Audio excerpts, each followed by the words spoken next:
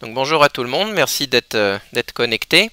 On est présent avec mon collègue Atman. Donc si vous avez des questions ou des soucis, vous pouvez utiliser le chat durant la présentation. Ça lui permettra de voir si vous avez des soucis. Et puis dans le chat, comme d'habitude, pour vos différentes questions.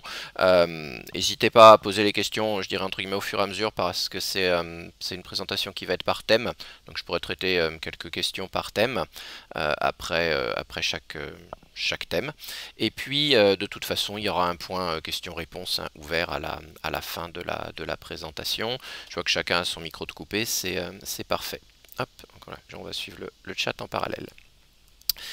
Donc je vais commencer ce webinaire de présentation des nouveautés donc du sprint 4e trimestre 2020. On va voir différents points, un petit rappel donc du principe de cette mise à jour et quelles sont les nouveautés. Des compléments au programme d'emprunt, c'est un programme qui vit et revit depuis pas mal de temps avec des compléments au fur et à mesure. Il y en aura encore d'ailleurs dans des prochaines évolutions.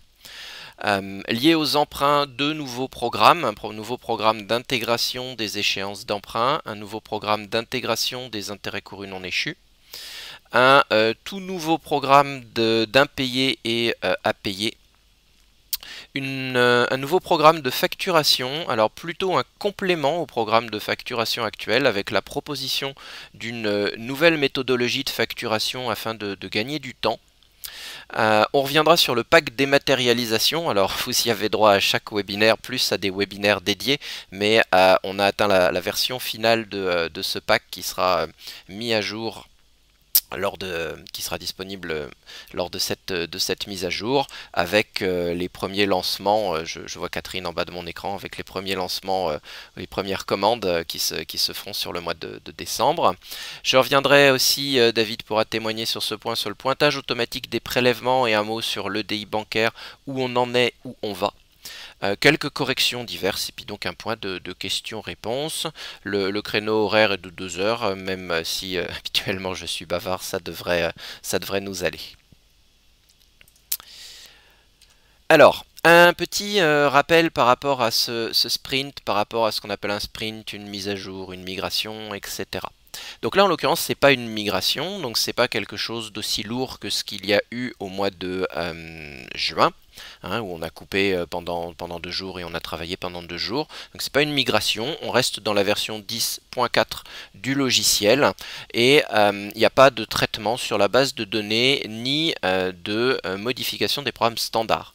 Des fois quand on fait des sprints, il y a des packs de mise à jour livrés en même temps par l'éditeur. Là on a choisi de rester sur une version isopérimètre du standard parce que les correctifs qui étaient nécessaires et bloquants ont déjà été installés, parce qu'on fera une grosse mise à jour de toute façon aussi à l'été prochain. Et donc on s'est concentré sur des ajouts de programmes spécifiques, des corrections de programmes spécifiques. Alors j'ai mis petits ajouts qui changent beaucoup, vous verrez pourquoi. Parce que même si on ne touche pas à la partie standard, il y a quand même 3-4 nouveaux programmes totalement réécrits, dont cette facturation directe qui peuvent impacter pas mal votre quotidien, dans le bon sens bien évidemment. Donc la coupure aura lieu le mardi 24 novembre, vous avez été informé par des newsletters, il y a des newsletters qui partent de manière automatique, il y aura des rappels comme d'habitude de manière automatique. Coupure de 19h à 21h, donc il y aura des rappels qui seront faits comme d'habitude, et puis après une coupure sèche, de toute façon des sessions qui resteraient ouvertes. Remise en service à 21h, bon, plus ou moins, peut-être un peu avant, peut-être un peu après comme d'habitude. De toute façon, je dirais que normalement, à 21h, on va pas dire que tout le monde est couché, mais on ne travaille plus. Donc le lendemain, vous vous reconnecterez comme d'habitude et vous aurez accès aux nouveautés. Alors, qu'est-ce qui a été modifié? Une grosse partie sur les emprunts. Donc je vais naviguer entre mon PowerPoint et puis une base de démo de test. Un premier complément au niveau des emprunts, vous aviez déjà depuis quelque temps la partie calcul rapide qui permettait de générer les emprunts sans la partie Excel, et puis la partie recalcul rapide qui permettait de faire un certain nombre de choses, type mettre une échéance à blanc ou modifier des taux ou certaines autres choses. On a intégré un nouveau bouton qui s'appelle forcer valeur, qui va permettre, on va voir, de forcer les valeurs de la première échéance et de la deuxième échéance, ou de forcer les valeurs de n'importe quelle échéance dans la liste en recalculant à partir de celle-ci. Si je bascule sur ma base de test et que je vais dans des emprunts, alors peu importe les emprunts, hop, tableau d'amortissement. J'ai juste pas pris mon prêt à zéro. Si j'ai pris mes exemples de prêt à zéro, ce n'est pas forcément le plus probant. Hop, voilà, tableau d'amortissement. Donc ici, on a un bouton forcer valeur. Il permet, pour la première partie, de modifier le montant de la première et de la deuxième échéance. Si vous avez un calcul de première échéance qui est, alors je vais dire complètement biscornu volontairement, parce que normalement les calculs qui ont été faits là respectent les formules de règles de calcul normalement normatives, mais vous pouvez avoir des banques ou des organismes de prêt qui pourraient avoir un calcul complètement différent ou une gestion des arrondis complètement différent, qui font que votre première valeur n'est pas du tout égale à celle que calcule le logiciel. De fait, la deuxième n'est pas du tout la même et les suivantes ne seraient pas du tout les mêmes. En l'occurrence, on rencontre le cas quand des intérêts intercalaires sont calculés de manière un peu particulière par certaines banques ou certaines caisses régionales de crédit agricole. J'avais déjà dit, hein, mais il faut savoir que chaque caisse régionale de crédit agricole a un peu son propre programme de calcul. C'est pas totalement unifié sur le territoire. Cette partie ici, forcer valeur, va vous permettre de, donc bien évidemment aller précharger avec le taux la date de la première échéance et le montant de capital de départ, de dire que votre première échéance c'est de non pas, hop, je vais l'afficher par exemple ici, non pas 1638, mais alors on va faire des maths simples, hein, 1700, que je rembourse non pas 1345 de capital, mais 1400, et il déduit, mais vous auriez la main, et que donc ça fait 300 € d'intérêt. Ensuite, vous pouvez forcer la deuxième échéance en modifiant la date. Là, je vais reprendre volontairement la même date. Il reprend par calcul le capital restant dû. On pourrait à nouveau forcer le montant de la seconde échéance, et c'est ce montant qui sera descendu sur les échéances suivantes. Vous voyez, hein, ici les échéances sont de 1555, je pourrais dire qu'elles ne sont pas de 1555 mais de 1556, ça sera donc cette valeur sur ma deuxième échéance, et la base de calcul pour les échéances suivantes. Je précise dans ce cas-là le montant du capital remboursé, bon peu importe, je vais taper une valeur et ça déduit mes intérêts. Et à partir de là, il va donc pouvoir refaire l'intégralité du calcul. Vous voyez ici 1700, 1400, 300, 1556, 1350, etc. Il fait 1556 jusqu'à la dernière qui est adaptée avec le reste du montant. On le fait par un petit pop-up et non dans le tableau pour des raisons techniques, hein, j'entre pas dans le détail, c'est purement pour des raisons techniques et des facilités de calcul. Donc ça vous permet facilement de reforcer le calcul, et surtout si vous avez vraiment beaucoup d'échéances, que ça recalcule tout de suite à partir de la deuxième échéance. Quelque chose d'autre dans ce forcer le calcul, pour le coup, serait de dire que vous avez à partir de la xème échéance un décalage. On a eu le cas sur des prêts mensuels avec beaucoup d'échéances, où par exemple à la 50e échéance sur 80, on a 1 centime de différence liée souvent à des méthodes d'arrondi.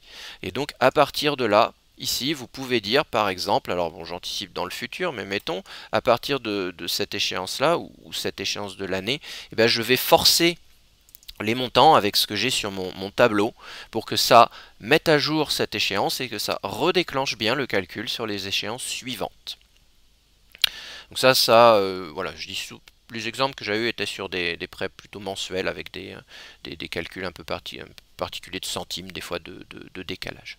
Donc ça, c'est un nouveau bouton qui sera disponible vraiment pour vous permettre de modifier. Alors vous pouviez déjà modifier les valeurs, mais si vous modifiez les valeurs d'une ligne, il n'y avait pas de recalcul qui se déclenchait automatiquement sur les échéances suivantes.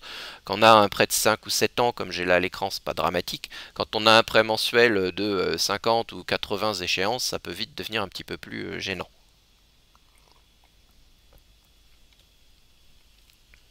Donc ça, c'est une première nouveauté pour faciliter les recalculs qui ont été intégrés sur les prêts, sur les emprunts. Donc vraiment ce bouton forcer valeur. Donc on voit bien les trois nouveaux boutons entre crochets pour bien différencier par rapport aux anciennes méthodes de calcul avec Excel. Ensuite, autre nouveauté, alors on a découvert par le biais d'utilisateurs des prêts à 3 voire même 4 décimales comme vous voyez en haut à droite à l'écran. Donc le nombre de décimales dans le taux a été augmenté, il est passé à 4, même si la quatrième décimale dans l'exemple ici est un 0, rien n'empêcherait que ça soit autre chose qu'un 0, et modifier le nombre de décimales dans un champ dans le logiciel n'est pas anodin, donc on a tout de suite prévu les 4 décimales, même si là dans la réalité c'est 3. Donc, toutes les valeurs chiffrées, ça reste possible de saisir 2, 3 ou 4 décimales. Hein. Si vous avez un prêt à 0,2, ça fera 0,200, mais il n'y a pas de souci. Donc ça répond à un besoin de terrain, hein, un exemple concret, voire plusieurs exemples concrets qu'on a eu dans cette région-là de prêts ici, donc en l'occurrence même de prêts à taux variable, hein, puisqu'il y a un recalcul d'un nouveau taux ici à partir de la 64e échéance, mais on passe sur un taux à 3 décimales. Donc l'ensemble des écrans et des impressions ont été revus pour gérer ces 4 décimales. C'est ce que vous voyez ici. Voilà, j'ai bien mon prêt à 0,507, la quatrième décimale étant un 0. Donc on a bien les 4 décimales de présentes ici. Le champ a été agrandi pour gérer ça. On retrouve bien en haut ici les 4 décimales et dans le taux à la ligne, on retrouve bien également les 4 décimales et on retrouvera aussi ces 4 décimales sur les impressions. Donc voilà, ça c'est une particularité. Je ne sais pas si c'est lié à cette région parce que c'est très régional les remarques que j'avais eues, mais je ne sais pas si si vous avez eu des cas équivalents. Voilà, comme ça vous pourrez le gérer et ne pas avoir de problématiques d'arrondi. Je vois deux questions en parallèle. Cela peut-il concerner les prêts à taux variable mensuels? Alors, je ne sais pas si ça concerne les 4 décimales ou la première question. Tout prêt, que ce soit avec les 4 décimales ou avec le recalcul, tout prêt peut être impacté par le bouton forcer les valeurs. Et est-ce qu'on pourra continuer à modifier les intérêts de la première échéance simplement en faisant F4 directement sur la ligne? Oui, tout à fait. Oui, oui. Alors, à propos de ces intérêts de première échéance, je rementionne un bouton nouveau, hein, enfin nouveau, de la version 10.4, qui n'est plus nouveau, mais qui était nouveau au mois de juin, qui est ici montant de la première échéance différent, et qui permet normalement de calculer les intérêts intercalaires avec la méthode la plus officielle ou la plus fréquente, mais ce n'est pas une méthode unique, donc vous pouvez effectivement avoir des décalages sur les méthodes de calcul des intérêts intercalaires. Normalement, c'est la plus fréquente chez le Crédit Agricole. Hein, j'ai eu des échanges avec les responsables d'Agilor à l'époque. C'est censé être la méthode ici qui est appliquée, qu'on voit en petit pop-up, la plus fréquente, mais vous pouvez toujours avoir des décalages, ça peut arriver. Donc effectivement, le F4 dans l'écran est toujours tout à fait possible pour une petite modification ponctuelle. Hein. Le bouton forcer les valeurs a vraiment, son but c'est vraiment de redéclencher le calcul et non d'être obligé de remodifier à la main toutes les lignes au cas de différence. Donc un passage à 4 décimales pour pouvoir gérer ces prêts particuliers. Donc vos prêts seront moulinés de manière automatique à la mise à jour pour rester sur leur taux mais pour augmenter le chiffre. Et donc les personnes qui seraient concernées par ça pourront à partir du bouton forcer les valeurs redéclencher un recalcul, enfin à partir du bouton recalculer, pourront redéclencher un calcul avec leur taux à 4 décimales. Il n'y a pas de souci de ce côté-là. Ensuite, concernant toujours les prêts, on a revu de zéro totalement le programme de génération des écritures d'échéance. Donc c'est un programme qui est 100% réécrit, 100% nouveau. Sur une structure de programme, vous allez voir qui commence à être un petit peu connue, qu'on a dans la facturation définitive, qu'on reverra dans les impayés, qu'on verra sur un certain nombre de programmes. Ces programmes présentés en hiérarchie. Donc il permettra, on va voir, hein, d'intégrer les échéances pointées. Il permet de consulter une simulation de l'écriture avant l'intégration. C'est ce que vous voyez à l'écran, mais ce que vous verrez quand je passerai de manière plus claire sur le cas. Il permet de modifier les dates et montants directement, qui seront repris dans l'écriture et mis à jour dans l'emprunt. Il permet d'appeler le tableau d'amortissement directement à partir de là. Il permet aussi de générer un programme Excel. Alors c'est un programme pour lequel on a fait un test par rapport à un cas concret.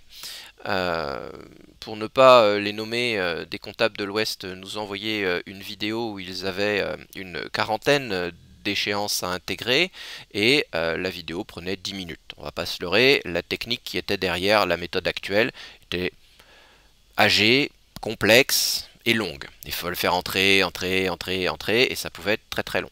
Sur le cas, hein, en l'occurrence ici qui a été testé, entre les 10 minutes, on est passé à une intégration du même nombre de 40 échéances à 25 secondes. Comme tout nouveau programme, il vous dira le temps qu'il a passé à la fin du traitement. Ça vous permet de vous rendre compte aussi de la réalité des temps de certains programmes. Alors la méthode est différente, vous allez voir. Elle est différente parce qu'elle permet plus de choses et parce qu'elle permet des intégrations plus rapides. C'est un petit peu comme intégrer les factures, hein. On est sur un petit peu la même logique. Donc dans la partie comptabilité emprunt, il y aura un nouveau menu ici, génération des écritures d'emprunt. Alors je ne sais plus, je suis sur quel exercice. Voilà. Donc c'est un programme dans lequel on peut retrouver un certain nombre de filtres. On n'est plus dans la saisie d'écriture avec le bouton. On est sur un programme qui va intégrer des écritures. Sur ça, je fais le parallèle avec l'intégration des factures en comptabilité. On est un peu sur la même techno de programme et sur la même gestion. C'est un programme qui va créer et intégrer des écritures. Et non pas à partir de la saisie d'écriture, mais vraiment en les écrivant de manière directe. On précise son journal de banque. La notion de présentation détaillée, je vais y revenir, c'est comme présenter de manière hiérarchique si on ouvre ou pas l'arborescence. On pouvait ou pas avant déjà afficher les lignes validées. Je reviendrai sur les intérêts courus après. Mes périodes de date d'échéance, alors vous formalisez pas sur le fait qu'ici je suis en 2020, ici en 2019, je suis sur des bases de tests où j'ai des exercices un peu particuliers pour pas m'embêter quand je fais mes tests. Et je peux filtrer sur les emprunts ou laisser tel que valider. Donc là en l'occurrence effectivement il a raison, hop, et validé, et il va me proposer ici la liste des échéances qui sont à intégrer. De manière hiérarchique, c'est la même présentation que ce que vous connaissez désormais dans la facturation et que vous allez retrouver aussi dans d'autres programmes que je vais présenter tout à l'heure. Donc ici, par exemple, pour cet emprunt de décileuse, alors de 2015, c'est parce que je réactive des vieux emprunts aussi pour faire des tests, hein, c'est normal.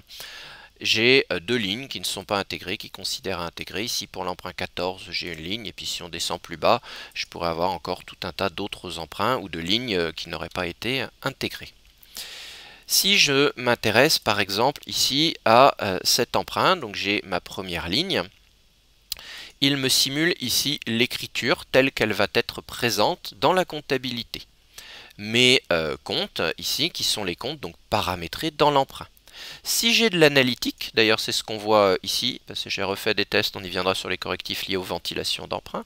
Si j'ai de l'analytique, ici il va me détailler les lignes d'analytique. Alors là j'en ai qu'une, je dois avoir d'autres emprunts où j'en aurai un petit peu plus d'analytique, je crois que j'en ai vu passer un ici, vous voyez par exemple ici. J'ai une répartition d'analytique, donc il me précise ici le détail de l'analytique. S'il y a une erreur, ou si je veux corriger, modifier quelque chose, je peux entrer en modification. Ici, c'est à la date du 17. Si ce n'était pas le 17, mais le 18-11, je peux tout à fait mettre le 18-11. Je valide, et vous voyez que automatiquement, il a affecté le 18-11 sur toutes les lignes. Hein, je n'ai pas besoin d'aller remodifier toutes les lignes à la main. Le programme, peu importe, à partir du moment où je modifie une date du bloc, il va modifier toutes les lignes. Je peux aussi modifier des montants. s'il y avait un décalage de montant, ici mettons que ça soit pas 5525 mais 5535, je peux modifier mon 5535. Vous voyez deux choses. Il a recalculé ici le crédit, hein, c'est des sommes mathématiques, ça reste possible. Alors si je modifie le crédit, il ne sera pas réadapté le débit, mais vu qu'il n'y a qu'une seule ligne de crédit, il n'y a pas de souci. Et il a aussi recalculé la proportion de ventilation par matériel, par axe analytique. Donc ça, il le fait de manière automatique. Donc ici, j'ai une proposition de l'écriture. Comme elle va être intégrée de manière directe, et puis ça me permet de voir ce qu'il en est. Alors, vous n'êtes pas, après c'est les pratiques de chacun, vous checkez ou checkez pas, chacune des écritures, vous validez ou tout d'un coup ou pas, ça après c'est à voir pour chacun. Ensuite, si je veux tout intégrer, je vais pouvoir double-cliquer directement sur la ligne dossier, comme on fait pour l'intégration des factures. Ou si je veux n'en intégrer qu'une, je double-clique. Vous connaissez là aussi le principe, repris de la facturation. Je double-clique ici et je vais pouvoir, avec Entrée, intégrer directement cette écriture. Et il me fait une intégration directe. Une écriture a été générée. Et la ligne disparaît automatiquement. Donc si je tout intégré, il mouline un petit temps et tout est intégré. Je disais aussi qu'à partir d'ici, je peux consulter le tableau d'amortissement. J'ai une petite cible ici qui me permet de consulter directement mon tableau d'amortissement si j'ai des petits doutes. Alors je pourrais ici modifier le tableau d'amortissement. Après, le tableau d'intégration des écritures n'est pas automatiquement rechargé. Ça, il y a un petit peu de travail à faire avec l'éditeur pour que nous on intègre ces mécaniques de rechargement automatique. Mais ça viendra dans un deuxième temps au cas où on modifierait ici. Donc c'est une autre méthode de travail que celle que vous connaissiez avec le bouton à partir de la saisie des écritures. Mais elle a comme intérêt, alors le bouton de la saisie actuelle va rester encore quelques temps, le temps de l'évolution des méthodes. Il disparaîtra au fur et à mesure parce qu'on ne retire pas de manière brute les choses, il disparaîtra au fur et à mesure au profit de ces nouveaux programmes. Donc c'est une autre méthode, mais elle a comme intérêt, vous verrez à l'usage, d'être beaucoup plus rapide que la méthode actuelle à partir de la saisie d'écriture. Alors il faut adapter un peu les méthodes de travail, évidemment. Si vous avez l'habitude de travailler avec le relevé comptable et saisir vos factures et les écritures d'emprunt au fur et à mesure, il faudra commencer par intégrer d'abord les écritures d'emprunt avant de continuer la saisie via le relevé comptable. Mais vous verrez en le testant que le gain de temps de saisie de ce programme, surtout quand il y a des grandes quantités, est vraiment important. Puis vous avez tout de suite une vérification de l'écriture, vous pouvez tout de suite vérifier s'il y a une erreur, s'il y a eu des montants, voilà, c'est relativement pratique. Sachez également que le numéro d'écriture maintenant est stocké dans l'emprunt, et que le numéro d'emprunt est stocké dans l'écriture de manière un petit peu plus lisible. Si je vais sur mon écriture, est-ce que je... Hop, tac, interrogation. Je vais faire écriture par numéro pour me simplifier vu que ça va être la dernière. Hop. Donc ici je retrouve mon écriture. On a corrigé quelques fautes aussi d'orthographe au passage dans les libellés. Donc j'ai bien mon emprunt 14 ici qui est précisé. Mais dans le champ ici critères, qui est un champ libre de recherche qui existe dans l'outil, on retrouve le numéro d'emprunt / le numéro de ligne. Ce champ critères il est disponible en champ de recherche dans la nouvelle interrogation comptable. Et il est présent sur toutes les lignes. Ça peut vous permettre de faire des recherches peut-être par numéro d'emprunt de manière un petit peu plus pratique. C'est un champ dont la taille est limitée, donc on ne peut pas y mettre beaucoup de choses, mais on y a mis le numéro d'emprunt / le numéro de la ligne intégrée. Donc là encore, pour pouvoir faire voilà, des recherches un petit peu plus faciles, même si le numéro d'emprunt était déjà présent, et toujours présent, vous le voyez dans le libellé.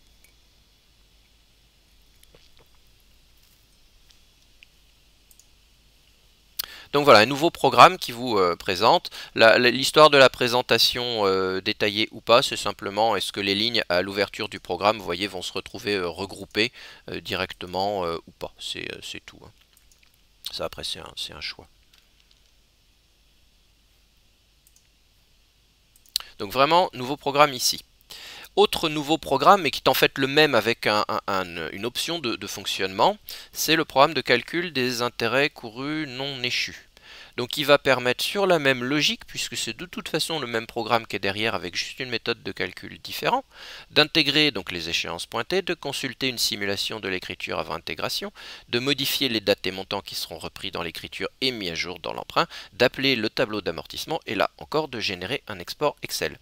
Alors, je ne vous ai pas montré pour l'export Excel, mais dans tous ces programmes, hop, si je reviens emprunt, génération d'écriture d'emprunt, dans tous ces programmes, c'est le fameux raccourci CTRL-R, hein, comme dans le programme de facturation ou d'autres programmes qui permettent de faire des exports Excel si jamais le bouton d'export n'est pas présent dans le menu.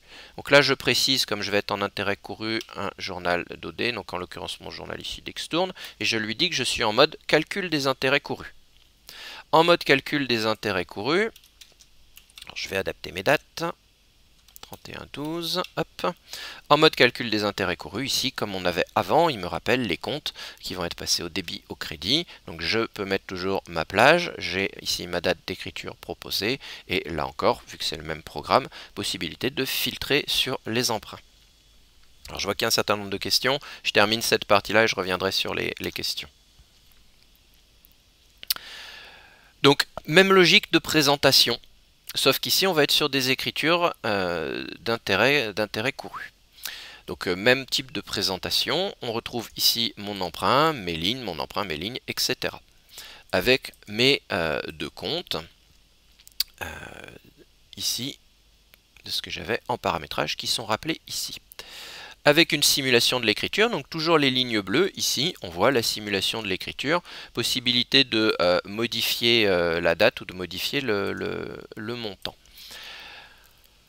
Ici, alors de base, vous n'avez pas l'intégralité des colonnes, là moi je les ai affichées, elles sont comme toujours dans ces écrans, vous pouvez faire votre marché en fonction d'un certain nombre de lignes, hein, d'ailleurs, qui peuvent être proposées. Donc ici, il a calculé 278,34. Alors on ne va pas débattre ici de toutes les méthodes, je vais vous expliquer ce qui a été choisi, suite échange avec des personnes dans le réseau, dont un expert comptable, parce que je sais qu'il y a plusieurs méthodes. Après, il faut savoir que c'est des intérêts courus non échus, qui sont quand même extournés l'année suivante, qu'on est normalement là-dessus, pas forcément à 1 centime ou quelques centimes près sur les méthodes de calcul, mais vous aurez la possibilité de modifier les montants. Donc il se base non pas sur des années 360 ou sur des années 365, mais sur des nombres de jours réels. C'est un choix qui a été fait. Peut-être qu'on proposera en option le fait de choisir si vous voulez être sur la base réelle 360 ou 365, comme c'est possible par exemple sur les IMO. Donc il fait ses calculs, vous avez ici le détail de la formule de calcul et ce qui a été déduit. Donc on en retrouve ici un certain nombre. Par rapport à ce qui pouvait être problématique avant, à savoir majoritairement l'absence de certains emprunts dans le tableau. Hein, c'est-à-dire que vous n'aviez pas l'intégration de tous vos intérêts courus ou de tous les emprunts. Plusieurs éléments de réponse. Le premier, il y avait un cas effectivement qui n'était pas du tout traité a priori dans le programme actuel, à savoir les intérêts courus sur un programme dont l'échéance est l'année suivante, mais dont la date de réalisation est sur l'année. Et puis, c'est un programme qui était un peu particulier, là aussi très ancien. Là maintenant, vous avez la liste, il vous propose une liste, donc normalement, vous pouvez contrôler cette liste et voir s'il y a des manquants. Alors s'il y a des manquants ou des cas encore un peu particuliers, le support et moi seront là pour traiter des compléments de programme. Les intérêts courus non échus, c'est vraiment une méthode de calcul assez particulière et une technique aussi au niveau du code assez particulière pour pouvoir avoir l'ensemble des informations. Mais là, vous avez la liste et c'est pas ce qu'il va intégrer, c'est ce qui est à l'écran. Donc de toute façon, tout ce qui est à l'écran doit être intégré, il n'y a pas de souci de ce côté-là. Si un prêt n'était pas intégré, c'est qu'en fait, il ne serait pas proposé par cet écran. Donc la logique est la même, hein, je double-clique, je fais entrer pour intégrer mon écriture. Une fois l'écriture intégrée, elle disparaît et je la retrouve ici dans dans ma liste d'écriture, analytique ou pas, SIA, c'est la même mécanique de toute façon que le programme de gestion des échéances. Alors je regarde, j'ai vu passer quelques questions. Alors Catherine, est-ce qu'une sélection est possible des emprunts par banque? Eh bien non, mais ce serait tout à fait envisageable et je pense que c'est même assez simple à rajouter pour pour être présent dès la mise à jour. Je vais le copier dans ma liste parce que le champ banque étant présent tout de suite dans les emprunts, ça me paraît pas très compliqué à rajouter. Je vérifierai et je te confirmerai ça. Ce module ne propose que les emprunts restants, notamment si on a commencé l'enregistrement. Alors Martine, il faudrait me préciser avec un petit peu plus d'informations parce que je comprends pas bien la question. Donc je te laisse préciser peut-être en prenant le micro.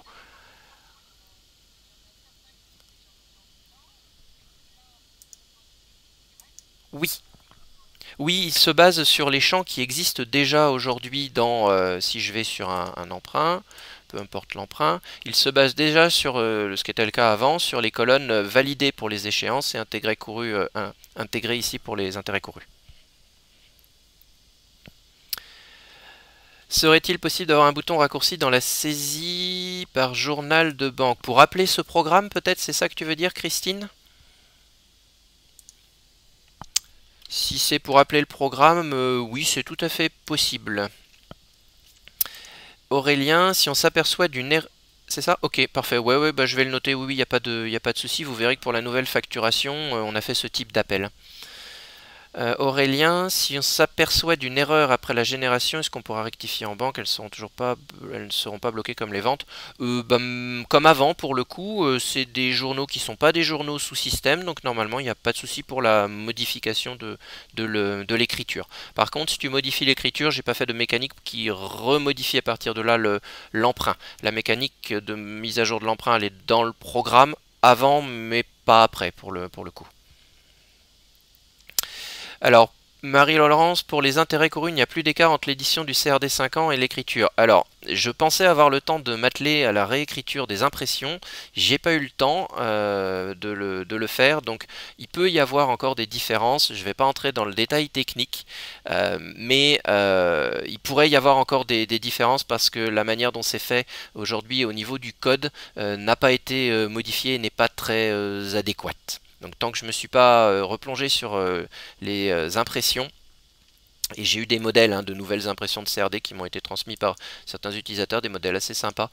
Il pourrait y avoir encore des petites différences. Mais disons que la première étape était d'avoir un programme qui crée correctement les écritures. La deuxième sera de revoir complètement les méthodes d'impression. Je sais que j'avais dit qu'on le ferait pour cette mise à jour, mais on a été pris un petit peu de court. L'ancienne méthode est toujours présente, Aurélien, mais elle sera vouée aussi à disparaître. Pourquoi? Raison technique. C'est écrit avec des anciennes méthodologies de codification et on est obligé de les faire évoluer. Donc on les fait évoluer de manière différente avec des programmes qui font certes des méthodes différentes mais qui correspondent plus aux nouvelles logiques de l'éditeur. Donc pour les intérêts courus, l'ancienne méthode est encore présente, mais elle sera retirée. Je dis là encore, on ne retire pas tout de suite, mais elle sera retirée à terme. D'autant plus que vu le nombre de tickets réguliers qu'on a dessus, j'aurais tendance à vraiment conseiller très fortement de basculer sur la nouvelle méthode et pas sur l'ancienne.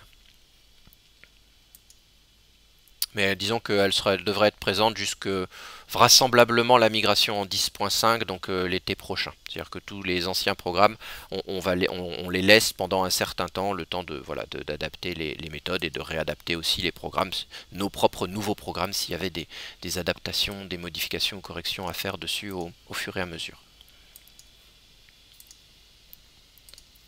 Je reviendrai sur d'autres petites corrections sur les emprunts dans la partie correction. Alors ensuite un gros bloc. Alors ça c'est un bloc, vous vous doutez peut-être, mais qui m'a fait pas mal transpirer, c'est la réécriture des impayés. Parce que c'est très particulier, cette partie. Donc c'est là encore un programme totalement réécrit. Vous voyez tout de suite sur l'écran, on est toujours dans la même mécanique de programme, parce que c'est des mécaniques pratique et puis parce que ça nous permet nous d'avoir un modèle de développement et de simplifier aussi les méthodes de travail et la possibilité de faire évoluer ces programmes avec l'éditeur. Sachez d'ailleurs que ce programme a été présenté à l'éditeur directement, au responsable R&D de l'éditeur, qui a trouvé le principe et l'idée plutôt pas mal, et donc on retravaillera vraisemblablement avec lui peut-être pour que ce programme devienne un standard. Voilà. C'est aussi pour nous un intérêt de redévelopper des programmes sur les nouvelles méthodes, parce que ça nous permet d'échanger avec l'éditeur et potentiellement de faire passer des spécifiques en standard. Sachez aussi que toute la partie emprunt a été présentée à l'éditeur qui s'est montré très intéressé à ce sujet pour possiblement l'intégrer dans des évolutions.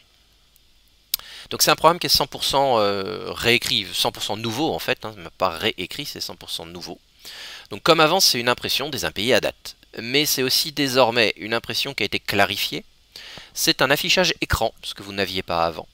C'est la possibilité d'avoir un détail de la gestion commerciale et de la comptabilité, en même temps que de l'imparti impayé. C'est un nouveau mode historique qui permet de remonter plus que les factures impayées, vraiment l'intégralité d'un historique.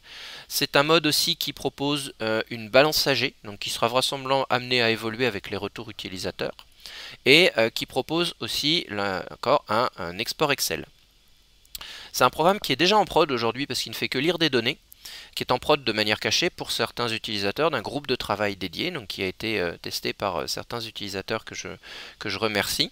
Comme il ne fait que lire des données, ça nous a permis de le mettre en prod cet été, de le présenter à quelques utilisateurs qui l'ont testé, qui ont comparé l'actuel et ce désormais nouveau programme. Je vais balayer un petit peu ce qu'il fait et puis je vais passer à la partie démo après.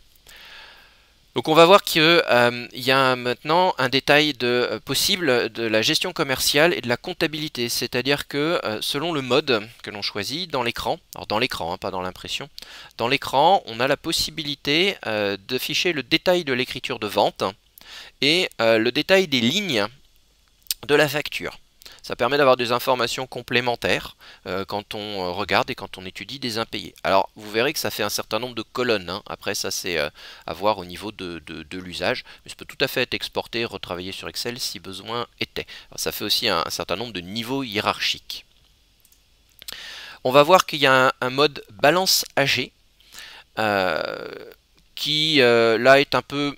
on va pas dire au stade brouillon, après ça sera à voir, et il sera très intéressant pour moi d'avoir des retours par rapport à ces possibilités et de ce qui pourrait en être fait. Donc avec 3 voire 4 intervalles qui sont paramétrables, alors aujourd'hui qui ne sont pas mémorisés à l'utilisateur, mais ça le sera plus tard, mais on peut définir ici des tranches pour avoir différentes présentations, ici plusieurs colonnes, c'est-à-dire mes impayés, mes montants en retard, rangés dans différentes colonnes par tranche de nombre de jours de retard. Hop. Donc si je bascule ici,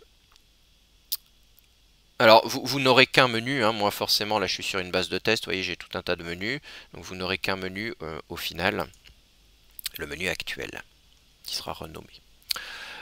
Donc possibilité de filtre, alors les possibilités de filtre sont à peu près les mêmes que celles qui étaient déjà présentes, mais complétées. Donc on peut choisir adhérent ou fournisseur, puisqu'en fait c'est le même programme et qui est chargé par défaut si je clique sur les impayés ou les à payer. Je peux choisir des méthodes de tri, ça c'est pas nouveau. Je peux choisir des types de souscription, c'était déjà le cas, et les types de factures, c'était déjà le cas. Je peux choisir ici un affichage en tableau avant impression. Donc si ça c'est pas coché, ça vous déclenche l'impression de manière classique. Si vous cochez ça, vous aurez d'abord un affichage écran, et ensuite vous pourrez faire une impression. On a possibilité de faire le calcul ou pas du capital social comme on avait avant. D'afficher ou non les acomptes, de calculer ou non la TVA sur les acomptes, de faire des tris par tiers, des tris de tiers par nom et non par code. Je vais revenir sur la notion de présentation détaillée, de détail de la vente et d'historique après. On a possibilité de filtrer par date de facture, de demander les impayés à échéance si on veut faire du recul arrière si je puis dire, de filtrer par date de règlement, par type de règlement. Le filtre aujourd'hui par code article n'a pas été réimplémenté, il va l'être par la suite pour des raisons techniques parce que ça alourdit excessivement le programme. J'ai pas précisé aussi, il y a un bouton mode cotisation qui sera possible par la suite avec le nouveau programme de gestion des factures de cotisation qui arrivera un petit peu plus tard. Possibilité de filtrer par code tiers, par code statistique de tiers si on a la possibilité, et en lien avec le mode cotisation, de filtrer par département, c'est les deux premiers chiffres du code postal de l'adresse de l'adhérent. Et au niveau de l'impression, on retrouve la possibilité de gérer des sauts de page après le sous-total de chaque tiers. Alors, en termes de temps de traitement, là pour le coup, on n'a pas pu faire de miracle. J'entre pas non plus dans la technique, mais pour calculer ce qui est demandé de calculer, on est obligé de charger énormément de données et de faire un certain nombre de moulinettes de calcul. Donc on est sur des temps équivalents. Faut être clair, sur un programme comme ça, on ne pourra pas faire beaucoup mieux sur des gros dossiers parce que ça demande vraiment à charger énormément de méthodes. On pourra faire mieux dans des temps plus lointains quand la partie module règlement sera réécrite.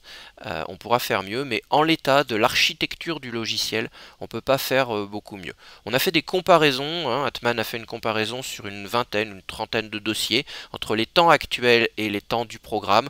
On est un tout petit peu mieux de quelques pourcentages, mais on est à peu près sur des temps équivalents, mais même sur des très gros dossiers, je pense à une CUMA dans l'Ouest qui nous a servi de test avec près de 600 adhérents et une quantité d'impayés conséquente, on restait quand même sur des temps raisonnables. Alors bon, moi j'ai une base de test avec tout un tas de trucs, c'est pas forcément très probant. Je vais rajouter un filtre pour vous montrer quelque chose d'un petit peu plus sympathique sur 2020 avec mes adhérents de test.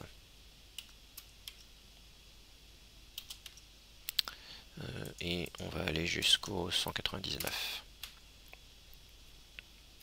Voilà, c'est un petit peu plus probant sur ces adhérents-là qui m'a servi de test.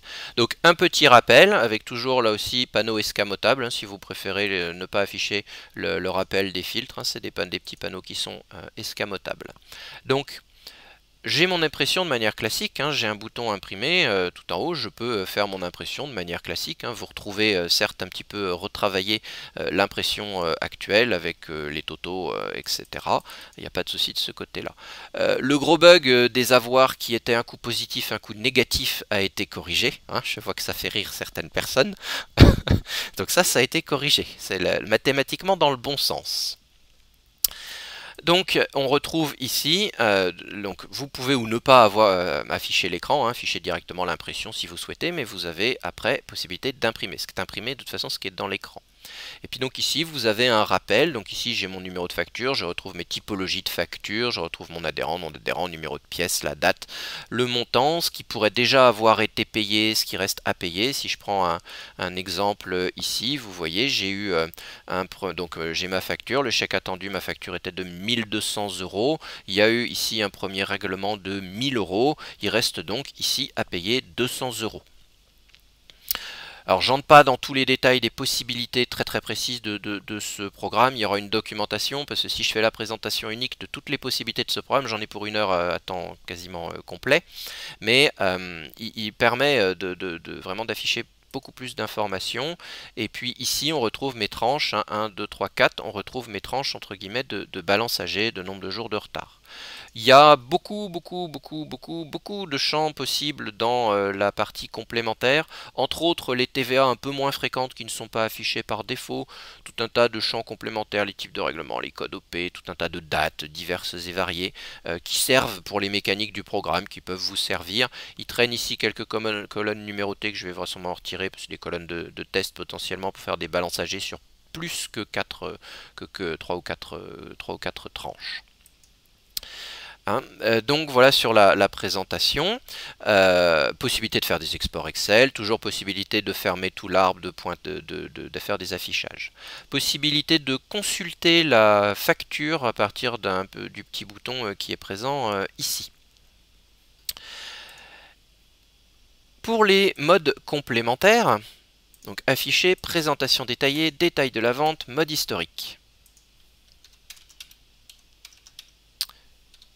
Hop, et je refiltre à nouveau sur A131 à A199. Qu'est-ce que ça vous permet? Alors, ce n'est pas des modes obligatoires, hein, mais ça peut permettre des choses intéressantes en termes d'analyse des données. Donc ici, j'ai une facture. Alors ma facture, en fait, elle est sur toutes ces lignes-là. Hein. Pourquoi? Donc j'ai un premier niveau ici qui précise le détail de la vente. Avec d'abord ici le mouvement, c'est-à-dire la ligne de l'article. Alors les colonnes sont un tout petit peu plus loin, on a ajouté la référence, la sous-référence, la quantité. Là aussi on est tout à fait preneur de retour utilisateur, j'ai pas mis le prix mais je pourrais mettre tout un tas de choses, le prix, tout un tas de données. De toute façon on lit le mouvement donc on pourrait mettre tout un tas de données. Ensuite ici, écriture, j'ai un détail de l'écriture de vente. Alors on n'a pas mis tout l'historique des écritures de banque etc. ni l'analytique, on a mis ici un détail de l'écriture de vente. Ensuite j'ai l'historique des paiements. Je pourrais avoir eu plusieurs paiements sur cette facture, et c'est le cas ici, j'ai un paiement et j'ai un reliquat, trié pardon, par transaction. La première transaction, c'est effectivement l'intégration de la facture dans le module règlement. Deuxième transaction, ici, c'est donc mes deux effets, c'est mon premier paiement de 1000 €. Donc j'ai vraiment ici l'historique de ce qui s'est passé sur cette facture. Ça devient à l'usage, et c'est un peu la volonté de faire de ce programme un petit peu plus qu'un simple programme d'impayé, et c'est l'intérêt du mode historique, on va voir, c'est de vraiment pouvoir retrouver l'historique de ce qui s'est passé si on a un doute sur quel paiement aurait été mis pour cette facture, est-ce qu'il y aurait eu des regroupements, ou ce genre de choses. Donc là on est dans le cadre d'un impayé. Maintenant, si on descend un petit peu plus, on devrait trouver des exemples. Est-ce que j'en ai sur ces cas-là? On devrait trouver des exemples vu qu'on est en mode historique. Alors peut-être pas sur mes...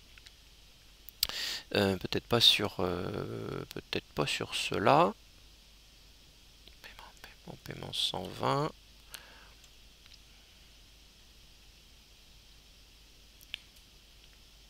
Ouais, là j'ai peut-être pas d'exemple à l'instant T sur mon truc, mais le mode historique, en fait, qu'est-ce qu'il va faire? Eh ben, le mode historique, il s'en fiche de savoir si la facture est impayée ou pas.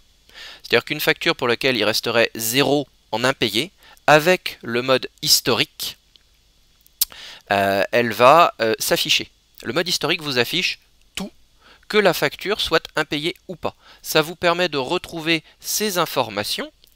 Alors, avec ou pas le détail du mode de vente, hein, les deux sont indépendants. Là, j'ai affiché le mode détail de vente et le mode historique, mais vous pouvez lui demander de n'afficher le mode historique, le mode historique tout seul. Le mode historique va vous afficher pour votre plage de date, votre plage d'adhérent, etc., l'intégralité des factures, qu'elles soient impayées ou pas, à date ou pas. C'est vraiment l'intégralité de ce que vous lui demandez pour pouvoir retrouver des informations d'un historique de paiement, s'il y a eu plusieurs paiements ou ce genre de choses.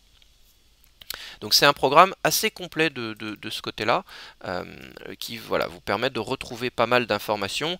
Les recherches habituelles CTRL F sont possibles, hein, comme dans tous ces écrans. Les exports tableurs sont possibles. S'il y a besoin d'affiner des exports tableurs un petit peu plus intéressants que l'export global, là aussi, hein, on est preneur de retour utilisateur pour affiner ces programmes.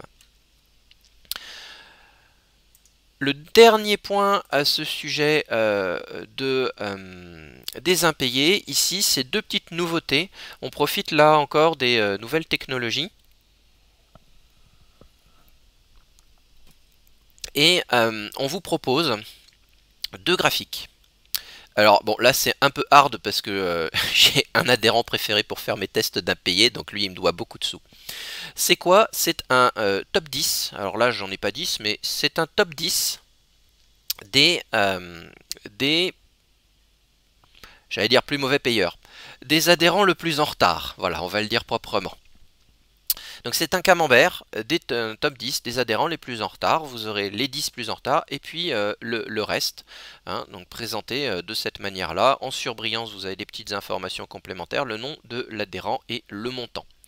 Attention, le total qui est présent ici peut être différent du total global, parce que dans ce camembert, pour des raisons mathématiques, on n'affiche que les factures et pas les avoirs. Il peut y avoir un petit travail à faire là-dessus, mais dans un camembert, je ne peux pas mettre du positif et du négatif, ça pourrait complexifier la chose. Donc là, on est vraiment sur un top 10 des factures les plus en retard. Là encore, c'est des choses sur lesquelles on va travailler, parce que ça ne me plaît pas forcément à 100%, mais c'est déjà une première avancée. Le but et les données en surbrillance ou les données affichées pourraient être complétées.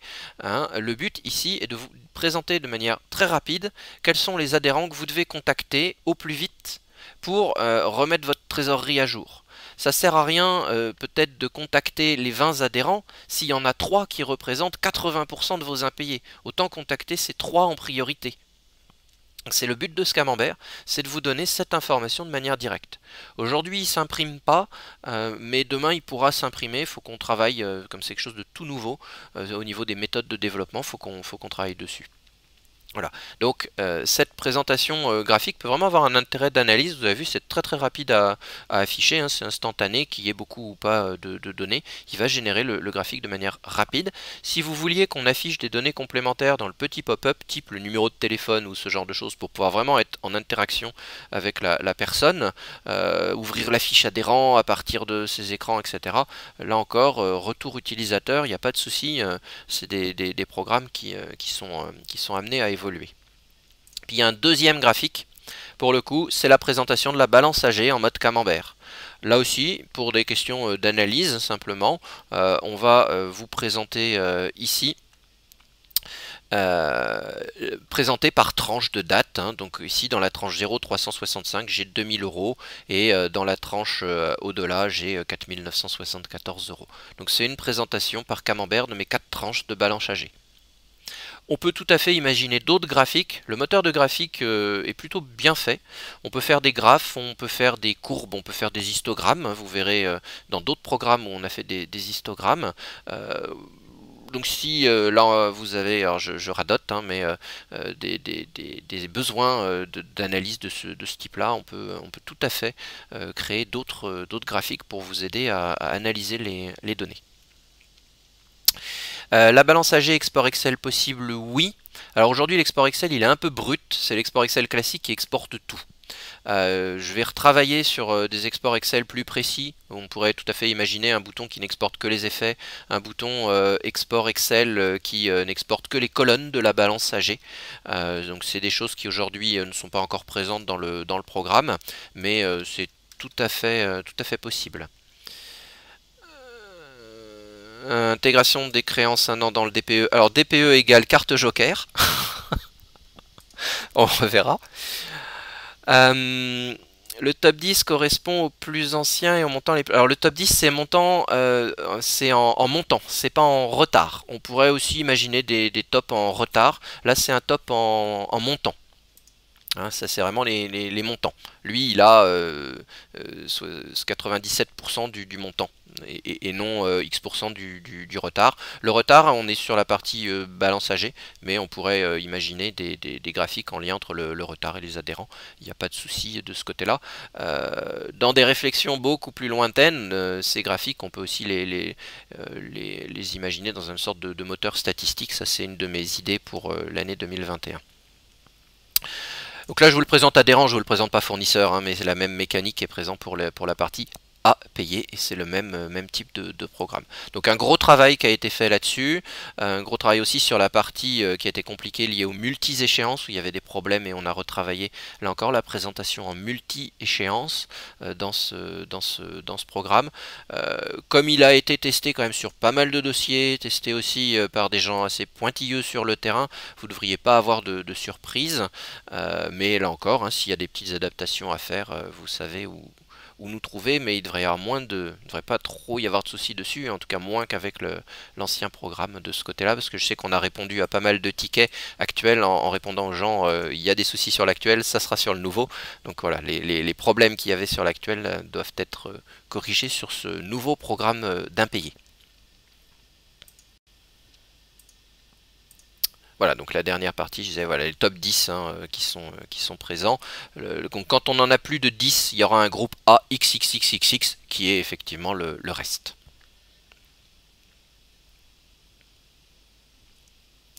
Alors ensuite, une autre grosse partie, ce qu'on a appelé la facturation directe. Alors je dis nouveau programme de facturation, pas tout à fait. Nouvelle option dans le programme de facturation actuel. Alors ça peut être une révolution dans les pratiques pour un gain de temps considérable. On est parti d'un constat simple aujourd'hui, pour un certain nombre de dossiers, vous faites votre saisie par activité, vous transformez tout ça en BL, c'est long, d'un facteur mettons 2. Ensuite, vous transformez ça tout de suite en facture, ça prend à peu près la moitié du temps de la transformation DBL, et puis vous envoyez tout de suite tout ça en comptabilité. Alors tout le flux n'est pas fait de manière aussi brute pour tous les dossiers, mais pour un certain nombre de dossiers, il semble que c'est quand même fait de cette manière-là. Donc en fait, on se rend compte que l'étape BL, aujourd'hui, elle ne correspond à rien en termes d'utilité, puisqu'on va faire les BL et hop, on les transforme tout de suite en facture. Donc on est parti d'un constat simple, c'est pourquoi ne pas transformer les activités tout de suite en facture pour gagner sur cette étape BL, gagner une étape déjà, donc moins de clics, etc. Et puis gagner aussi du temps parce que cette étape BL est chronophage. Alors on ne gagnera pas exactement, je vous dis d'un facteur 2 à un facteur 1, mettons que 66% du temps passé par les programmes c'est les BL, 33% la facturation, vous ne gagnerez pas 66% tel que, parce qu'il y a quand même des choses qui étaient générées au niveau des BL, qui s'ils ne sont pas générées au niveau des BL peuvent être générées au niveau des factures. Mais je dirais que grosso modo, si vous mettiez, mettons, 1 heure pour faire et les BL et la facture, en théorie, faire les factures par la facturation directe devrait prendre vraisemblablement moins de, mettons, 30 minutes. Donc il y a vraiment un intérêt à cette nouvelle méthode. Donc l'idée c'est de transformer directement les activités en facture sans passer par l'étape des bons, en choisissant ici la méthode via les activités. Je vais revenir dessus, je vous présente un petit peu les différentes nouveautés de ce programme en même temps. Autre nouveauté ici, qui provient d'une demande terrain, c'est d'adapter la reprise des acomptes. Aujourd'hui, on peut faire ou pas une reprise des acomptes, c'est binaire. Ici, on a fait une adaptation pour faciliter la facturation. En fait, on peut désormais choisir le type d'acompte que l'on souhaite reprendre. Est-ce que l'on reprend tous les acomptes? Est-ce qu'on reprend uniquement les articles acomptes, donc c'est-à-dire ceux qui sont de nature 4 acomptes? Ou est-ce qu'on reprend uniquement les acomptes sur activité? Vous savez, ce sont les acomptes qui ne se déduisent que si sur le même code article, j'ai de la saisie par activité. Ou en reprendre aucun. Donc on a la possibilité désormais, au niveau de la reprise des acomptes, de faire ce choix, où je reprends tout, où je reprends rien, où je reprends uniquement mes articles acomptes, où je reprends uniquement mes articles activité. Cette méthode, elle est viable, que l'on soit en mode de facturation via les BL, ou en mode de facturation via les activités. Nouveauté aussi, ce qui est affiché à l'écran avant la génération des factures peut désormais être imprimé. Je suis parti d'un constat logique. Aujourd'hui, dans la saisie par activité, vous avez une impression possible DBL en attente de génération.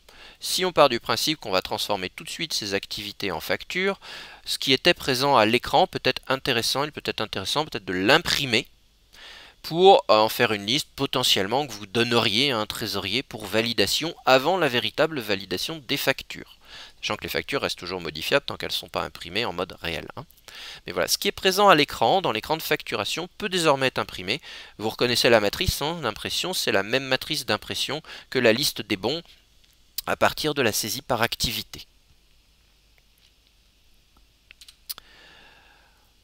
Autre possibilité, autre nouveauté, là encore, pour gagner du temps dans les clics, un bouton d'appel de la facturation directe a été ajouté depuis la saisie par activité. C'est pour ça que je disais tout à l'heure qu'on pourrait tout à fait appeler la saisie des intérêts à partir de la saisie des écritures. C'est la même mécanique. Vous êtes en saisie des activités, pas besoin de ressortir et d'aller chercher dans un menu. Vous cliquez sur le bouton facturer et ça vous ouvre la facturation. Donc on appelle en mode direct la facturation via les activités. Donc si je vous montre ce qu'il en est, alors moi j'ai un raccourci ici, mais de toute façon c'est le même programme que le programme actuel, avec une option complémentaire. Et donc je peux saisir ici, choisir pardon, ici, via les activités. Il va donc aller lire non pas la table DBL, mais ma table des activités. On a rajouté une petite barre de défilement, un petit peu ludique, vous verrez, il y a un petit tracteur qui avance. On se dit qu'une barre de défilement pour les grandes données et savoir où en est le programme quand il prend du temps, ça peut être intéressant. On l'a fait de manière un petit peu ludique, il faut bien mettre un petit peu de ludique dans tout cela. Et donc ici, la présentation, rien de nouveau, si je puis dire, c'est la même présentation qu'actuellement, sauf que les données qui sont présentes ici sont chargées à partir de la saisie par activité. Et la logique donc est la même, je peux pointer et je génère ma facture. Si vous voulez ne valider qu'une activité, il faut continuer de passer par la validation de cette activité en BL puis en facture. Dans ce programme, on n'a pas permis, je voulais le faire au départ, mais ça n'a pas été fait pour tout un tas de raisons liées aux reprises d'acompte, pointage, dépointage, est-ce que c'est un acompte par activité, je dois pointer, mais j'ai plusieurs activités, je repointe quelle ligne d'acompte. C'était infernal en termes de méthode, j'en ai discuté avec des gens qui ont fait les tests, donc on est resté ici, je pointe l'intégralité de ce qui est proposé. Si je veux choisir et ne facturer qu'une partie de mes activités, je reste dans le flux actuel. C'est pour ça que je dis ce n'est qu'une option, la facturation directe. La facturation par les bons reste et restera tout à fait possible. Ça, c'est pas quelque chose qui sera retiré. Hein, ça restera tout à fait possible parce que pour certains flux, pour certains dossiers, c'est nécessaire. La facturation directe s'adresse qu'aux dossiers pour lesquels, comme je disais, vous faites la saisie, les bons, les factures et hop, directement. Donc la même logique, le même écran, le même fonctionnement, les mêmes alertes, la même présentation, etc. À la rigueur, un truc pour lequel vous n'avez pas besoin de vous embêter, c'est l'actualisation des tarifs. Puisque comme il n'y a pas de bon, il n'y a pas de tarif à actualiser, là vous êtes bien sur le tarif en direct, si je puis dire. Et puis donc l'impression qui est possible à partir de cet écran. Ici, hop, voilà, j'ai mon impression. Donc ce sont les données qui sont présentes à l'écran, récapitulées avec un total général. Voilà. L'impression, elle est possible que je sois en mode par activité ou en mode par BL. Elle n'est pas réservée au mode par activité, cette impression, puisqu'elle imprime ce qui est présent à l'écran. Si je suis en mode BL, l'impression est également possible. Donc ça, c'est vraiment quelque chose de nouveau. Si vous avez des doutes, etc. sur le process, on reste à votre disposition pour en discuter. Mais n'hésitez pas à l'utiliser vraiment pour les dossiers sur lesquels vous faites les BL et tac, tout de suite vous les transformez en facture, parce que vous gagnerez au global du temps sur l'ensemble du process. Et vraisemblablement quand même un temps assez considérable. Là encore, on est preneur de retour d'expérience. Mais vous gagnerez du temps en zappant cette étape des bons. L'impression des factures vous est bien évidemment proposée par la suite, et une des évolutions à venir sera même carrément l'enchaînement tout de suite de l'intégration en comptabilité après l'impression des factures quand elles ne sont pas imprimées en mode brouillon. Donc il y aura il y a déjà une documentation sur la facturation, la nouvelle facturation qui est apparue en 10.4, et la documentation sera complétée avec la précision de cette nouvelle méthode de reprise des acomptes et de cette nouvelle méthode via les activités. Donc voilà, ça lit les activités au lieu de lire les BL, si je puis dire. Pour le reste, c'est le même. Techniquement, c'est un peu plus complexe que ça, mais pour vous, le reste, le fonctionnement sera le même.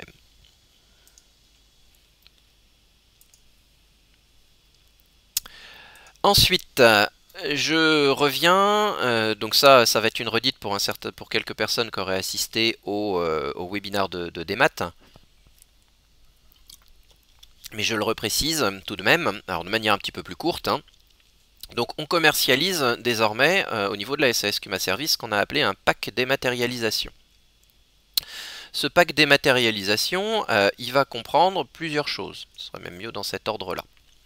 Ce pack dématérialisation, vous pouvez en retrouver les informations sur le site du support en retrouvant le webinaire qui a eu lieu le 12 novembre, en retrouvant l'argumentaire que je vais vous présenter, le PDF qui détaille le contenu du pack dématérialisation. La vidéo va être mise en ligne. Vous avez une petite vidéo qui avait été faite de manière très rapide à l'époque pour l'exemple d'une dépose chorus, et vous avez le PowerPoint complet du webinaire à disposition.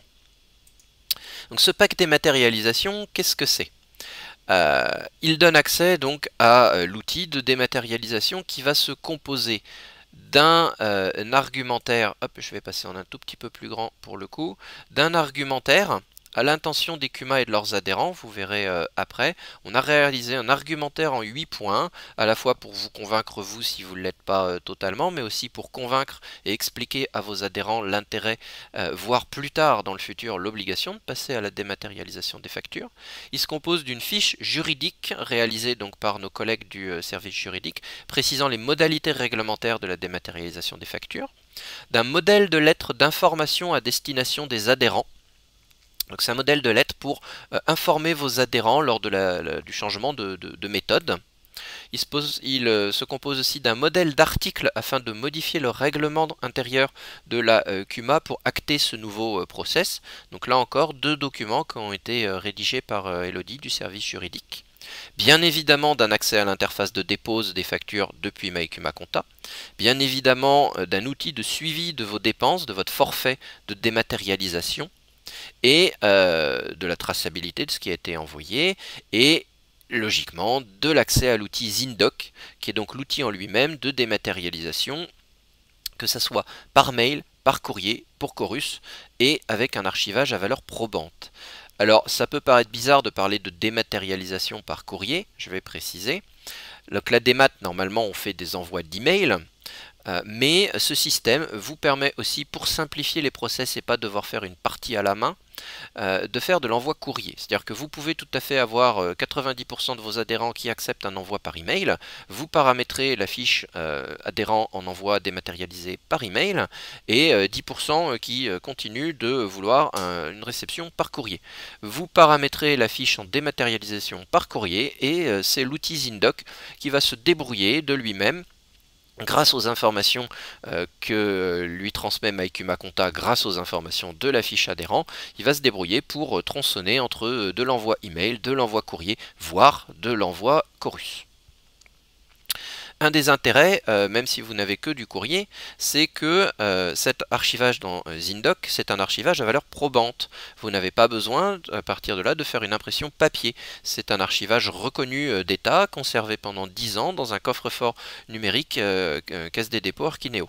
Donc c'est vraiment quelque chose de pratique de ce côté-là. Vous, comptables, pouvez y avoir accès, mais vos Kuma, vos trésoriers de Kuma, pourront aussi avoir accès à cette armoire, à leur armoire, dans laquelle ils pourront retrouver les factures, les consulter ou retélécharger ces factures. Comment mettre en place ce pack de dématérialisation ? Vous avez un formulaire de demande qui est présent sur le site du support, dans lequel on vous demandera de préciser la quantité de factures que vous souhaitez déposer sur une année civile. Alors pourquoi? Nous on a acheté un forfait auprès de l'éditeur Zindoc d'un certain nombre de factures. Donc dans la même logique, on vous demande de vous engager pour un certain nombre de factures, un petit peu comme un forfait SMS de X SMS. Si vous consommez pas l'intégralité de ces factures, le forfait est intégralement facturé. Si vous le dépassez, vous n'êtes facturé que du complément. Donc cette quantité, elle est automatiquement intégralement facturée, même si votre consommation s'avérait moindre. On peut vous aider, bien évidemment, à estimer votre nombre de factures. Le dépassement de quantité est tout à fait possible et les envois postaux sont facturés en complément. J'entre pas ici dans le détail des tarifs parce que fonction des personnes qui sont présentes, des méthodes internes, etc. Donc si vous avez des questions sur les tarifs, vous pouvez nous consulter. Vous pouvez adhérer en tant que AGC, vous pouvez adhérer en tant que FEDE, vous pouvez adhérer en tant que Serre France ou autre centre comptable, il n'y a pas de souci. Les Kuma autonomes peuvent aussi adhérer directement si elles le souhaitent. Les trésoriers de Kuma peuvent avoir un accès libre en consultation. Ce que l'on va facturer, c'est un nombre de factures, ce n'est pas un nombre d'identifiants. Donc on vous demandera aussi les dossiers pour lesquels vous souhaitez activer le service. On vous envoie un devis pour la partie administrative, reprenant cette quantité engagée. Une fois qu'on reçoit votre accord avec le devis signé, on active le contrat dans MyKuma Compta, on crée les utilisateurs dans MyKuma Compta, on crée les utilisateurs dans Zindoc. Vous recevez automatiquement votre login et votre identifiant Zindoc. Et on vous contacte pour une date de formation. Donc ça c'est ce que contient le pack. J'ai mis pour petit rappel ici, elle est disponible, l'argumentaire sur l'offre de dématérialisation. À la fois parce que c'est une solution qui est aujourd'hui en partie en prod Je dis en partie parce qu'il y a des gros compléments qui vont apparaître, mais en partie en prod qui est testé par différentes personnes. Hein. On a testé de l'envoi courrier, on a testé de l'envoi par email. On a un premier engagement ici, on remerciera les pionniers de l'AGC Centre-Ouest pour leur premier engagement à utiliser le service. Et ça s'inscrit dans une stratégie un petit peu plus globale, donc de démat des factures, de dématérialisation des autres documents.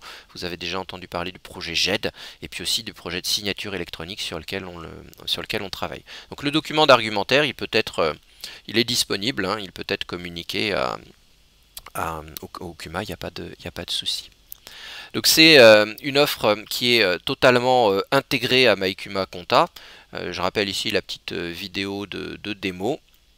Je pense même que je vais lancer la vidéo, ça sera plus simple, et qui est totalement intégré. Si vous n'avez pas de licence, vous voyez le bouton, mais vous aurez un message vous indiquant que vous n'avez pas de licence pour utiliser le service. Le bouton qui est au-dessus actuellement d'envoi par email, il va être présent encore quelques temps, vraisemblablement jusqu'au prochain sprint, puis il sera retiré.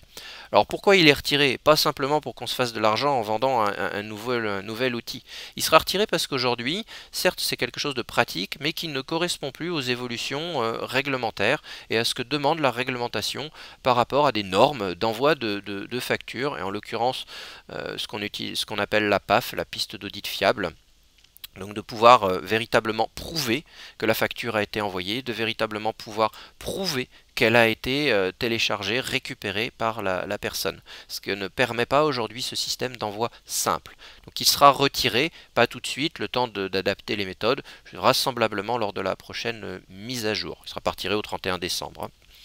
Une fois qu'il sera retiré, il ne sera pas totalement retiré. Il sera possible de faire des envois en mode brouillon, par exemple au trésorier de la CUMA. Mais il ne sera plus possible d'envoyer des factures en mode réel par ce bouton une fois qu'il sera totalement retiré. Hop, tac, je vais basculer, ça sera vraisemblablement plus simple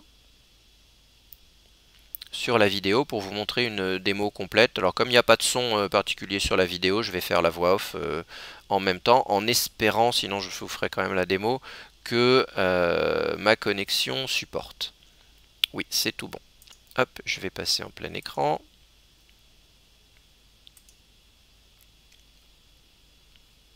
Voilà.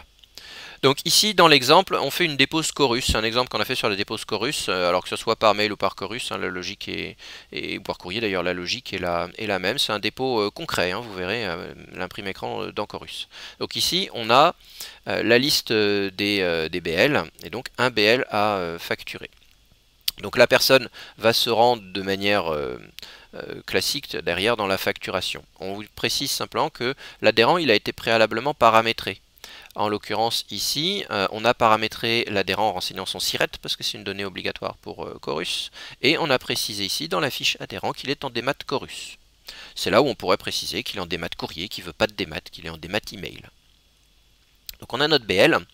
On va lancer la facturation définitive des bons de manière classique, hein, comme d'habitude. Ici, on lance la facturation et on va générer la facture. Donc là, on ne le faisait que sur une facture pour faire d'abord un test. On ne le fait pas sur 50 factures et puis aussi pour aller plus vite dans l'exemple. Donc vous voyez, c'est un exemple qui a déjà une certaine date, hein, parce que les premières versions de ce pack des maths sont déjà présentes dans le système depuis quelques temps. Donc c'était même avec l'ancien programme de facturation en l'occurrence. Donc ici, la facture est générée, j'ai mon écran d'impression qui s'affiche. Je choisis ma facture et donc elle choisit ici le flux de dématérialisation. Les coches d'options se mettent automatiquement pour que ça soit bien le préimprimé qui soit proposé. Donc en fait c'est une impression, et derrière l'impression, le système va générer la facture. Donc la facture ici s'affiche parce qu'on l'a demandé, et elle est également envoyée sur Chorus via Zindoc. Donc elle est d'abord déposée sur l'outil de démat Zindoc, donc qui est cet outil. Ici on voit bien, hop je vais faire pause, la facture ici elle a bien été déposée sur Zindoc. Et ici elle est en mode Chorus en attente d'envoi. Alors là, dans l'exemple, on va faire l'envoi de manière manuelle. Maintenant, l'envoi Chorus est automatisé. Hein, je n'ai pas à retourner dans Zindoc. Donc l'envoi s'est effectué. Et ici, si on retourne sur Chorus, on voit bien qu'ici dans l'heure, après le déclenchement de l'automatisme, on avait même déjà mis l'automatisme, dans l'heure ici, après le déclenchement de l'automatisme, je retrouve ma facture qui a été déposée automatiquement sur Chorus. Donc en gros, j'ai lancé mon impression de manière habituelle, et tout le reste c'est fait. J'ai pas besoin de retourner sur Chorus pour faire une action manuelle, ou j'ai pas besoin de retourner sur le système pour envoyer mes emails. Mes emails vont partir de manière automatique.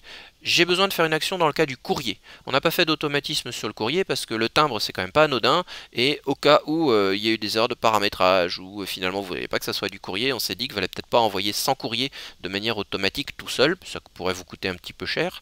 Donc pour le courrier, il y aura une action manuelle à faire, retourner dans Indoc et déclencher l'envoi courrier. On pourra peut-être l'automatiser par la suite, mais voilà, étant donné qu'il y a quand même le prix du timbre, on s'est dit que pour le courrier c'était mieux de ne pas faire d'automatisme.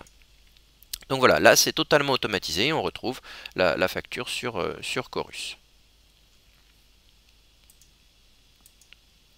Donc pour les personnes qui sont intéressées par le pack des maths, on a déjà du contact avec un certain nombre de personnes, vous avez le formulaire permettant de faire votre première demande, et puis on reste à disposition si vous avez des questions complémentaires pour utiliser le flux et les tarifs. Alors, ensuite, un petit point sur tout ce qui est prélèvement et EDI bancaire. Alors, un premier rappel, ce qui est présent aujourd'hui et de ce sur quoi on va travailler en 2021. Donc, Maïkuma Compta est d'ores et déjà connecté à la banque. Ce que je vous présente dans le aujourd'hui, ce sont des cas réels d'utilisation avec des gens qui le font, je pourrais presque dire, au quotidien. Donc la partie virement fournisseur, des instructions de virement fournisseur qui peuvent être transmises automatiquement à la banque. Mais là, ce qui nous intéresse un petit peu plus dans cette partie-là, c'est la partie prélèvement adhérent. Des instructions de prélèvement adhérent qui sont transmises automatiquement à la banque. Vous n'avez pas besoin de retourner sur le site de la banque pour maintenir une banque de données des RIB, pour ressaisir vos prélèvements ou autres. On peut faire de la transmission automatique. On verra, il y a deux méthodes. Demain, c'est le travail avec le groupe de travail qui a été monté pour travailler sur l'intégration des relevés bancaires, certes qui est techniquement déjà possible, mais sur lequel on va travailler pour faire des automatismes avec un écran donc dédié de rapprochement bancaire entre la compta et le relevé téléchargé, et surtout avec des reconnaissances d'écriture pour que certaines écritures non présentes dans le journal de banque puissent être passées de manière automatique par reconnaissance de mots-clés dans le journal de banque. Donc il y a eu un premier groupe de travail qui s'est réuni au début du mois de novembre. On a défini des utilisateurs tests, on a fait des consultations avec différents prestataires pour les méthodes pour pouvoir télécharger les relevés, et donc c'est un travail qui va s'établir sur le premier trimestre avec ses utilisateurs. Il y aura une communication dédiée qui sera d'ailleurs faite sous peu avec le service communication à propos de ces sujets. Ce que je vais vous présenter après, c'est nickel, en plus il est réapparu en haut à droite dans mon bandeau, c'est quelque chose qu'on a mis en place avec David à l'ouest, c'est un pointage automatique des prélèvements pour simplifier les opérations et surtout gagner du temps sur des opérations de pointage dans le module règlement qui sont inutiles. Donc c'est automatiser le pointage en règlement dans la foulée de l'intégration comptable. Aujourd'hui, donc on avait la saisie des factures, ça s'intègre en comptabilité règlement, et puis pour les prélèvements, il fallait retourner en règlement et puis les pointer un par un, générer le bordereau, et puis potentiellement, si vous n'aviez pas de DI bancaire, en plus les ressaisir sur le site de la banque. Donc la ressaisie sur le site de la banque, c'est une chose. Là, on a zappé l'étape de pointage des effets. Donc c'est un paramétrage qui est éprouvé, qu'on a fait, qu'on a travaillé cet été au fur et à mesure pour pouvoir l'adapter. Donc il y a là encore une petite vidéo de démo. Hop.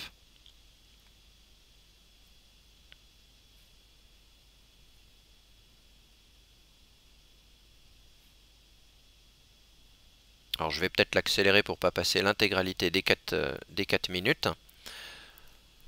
Ah, et comme on a mis de la musique maintenant, je vais la couper et vous faire la voix off. Donc on a la liste, donc on affichait ici la liste des factures intégrables, ça je vais zapper, c'était pour montrer qu'on avait un certain nombre de factures. Donc on lance l'intégration comptable de manière classique. On a paramétré l'intégration comptable pour ensuite, donc l'intégration se fait de manière classique. Ici, on voit l'intégration dans la partie comptabilité. Ça va enchaîner l'intégration dans la partie règlement. Ça, c'est ce que vous connaissez aujourd'hui.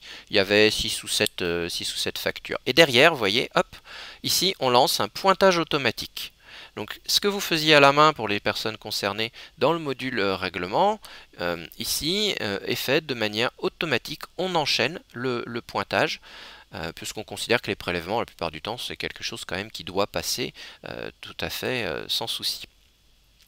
Et ici, David, lui, possède une connexion EBIX sur cette CUMA pour faire la dépose. Alors, on n'est pas obligé de faire la dépose par connexion EBIX. Hein. On peut tout à fait faire la dépose par un fichier qui va être généré et téléchargé. Juste petite étape complémentaire, on confectionne avant le bordereau. Voilà, on confectionne le bordereau. Bon, ici, on a flouté les données. Et donc ici, plutôt que d'aller faire une ressaisie sur le site de la banque, on va utiliser une connexion EBIX qui va nous permettre de faire le transfert. Donc je dis connexion EBIX, pas forcément, on peut tout à fait le faire à partir d'un fichier qu'on génère et qu'on télécharge sur le site de la banque. En termes d'opération humaine, c'est à peu près équivalent. Vous voyez, ici la connexion bancaire est ouverte et le dépôt des prélèvements est effectué. Donc j'ai pas de manip particulière à faire, hein, j'ai pas besoin de maintenir une banque de données de mes adhérents, de mes prélèvements, de mes IBAN, etc. sur le site. C'est déposé de manière automatique. J'intègre, ça fait l'intégration en compte à règlement, je génère le bordereau, ou je fais mon EBIX, ou je télécharge le fichier sur le site de la banque et je n'ai pas de ressaisie. Donc ça c'est quelque chose qui fonctionne, hein. Ce qui vous est montré ici, c'est une dépose réelle, hein. Il y a eu vraiment une dépose EBIX, hein. Donc c'est vraiment des vraies factures, pas de fausses factures, mais c'est vraiment un cas réel, c'est pas un simple cas, de test, hein. Donc ça c'est quelque chose en termes de paramétrage qui s'active, donc c'est un paramétrage qui est effectué sur demande. Il y a des paramétrages généraux par environnement pour la partie codification et refus afin de coller au standard éditeur. Et il y a ensuite une activation par dossier, où pour ce dossier, on va dire qu'on active le pointage automatique des prélèvements dans le foulée de l'intégration comptable.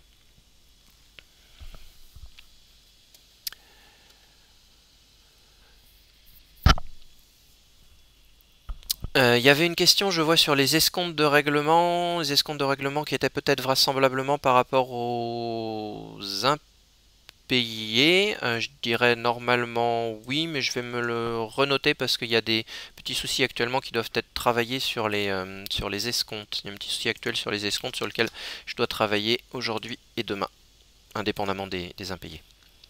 Donc voilà pour cette partie prélèvement. Il y a un certain nombre de personnes qui sont passées au prélèvement. Vous verrez que dans la communication, il y a des témoignages utilisateurs.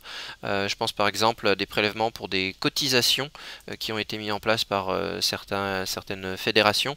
Vraiment pour gagner du temps dans les pratiques. Là, c'est un petit peu indépendant du logiciel. Certes, il faut un petit temps pour récupérer les mandats. Ça peut vous demander un petit peu de temps pour récupérer les mandats au niveau des adhérents.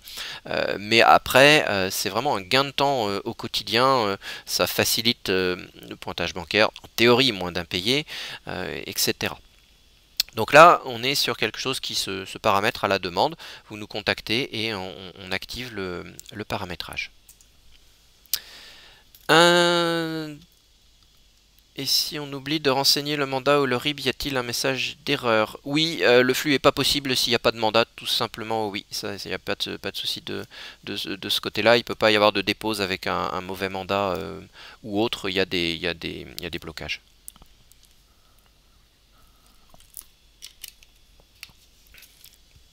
Enfin, blocage... au pire, on peut le rebasculer en paiement par chèque s'il y avait besoin. C'est pas blocage erreur, hein. C'est blocage mais qu'on peut rebasculer. Et c'est aussi pour ça qu'on a revu sur le site du support, on a refait un travail, Atman travaillé sur ce sujet-là, sur le site du support. On a revu les docs qui sont pour enregistrer les impayés bancaires. On a revu la doc ici pour enregistrer les impayés bancaires au cas où vous ayez des rejets de prélèvement pour pouvoir faciliter le retour de ce rejet dans la partie règlement en impayé. Il y a deux docs ici qui avaient été mises à jour il n'y a pas bien longtemps. Comment enregistrer l'impayé bancaire et comment pointer un impayé déjà payé. Des docs qui ont été refaites de manière un petit peu plus claire et puis avec des écrans de la dernière mise à jour.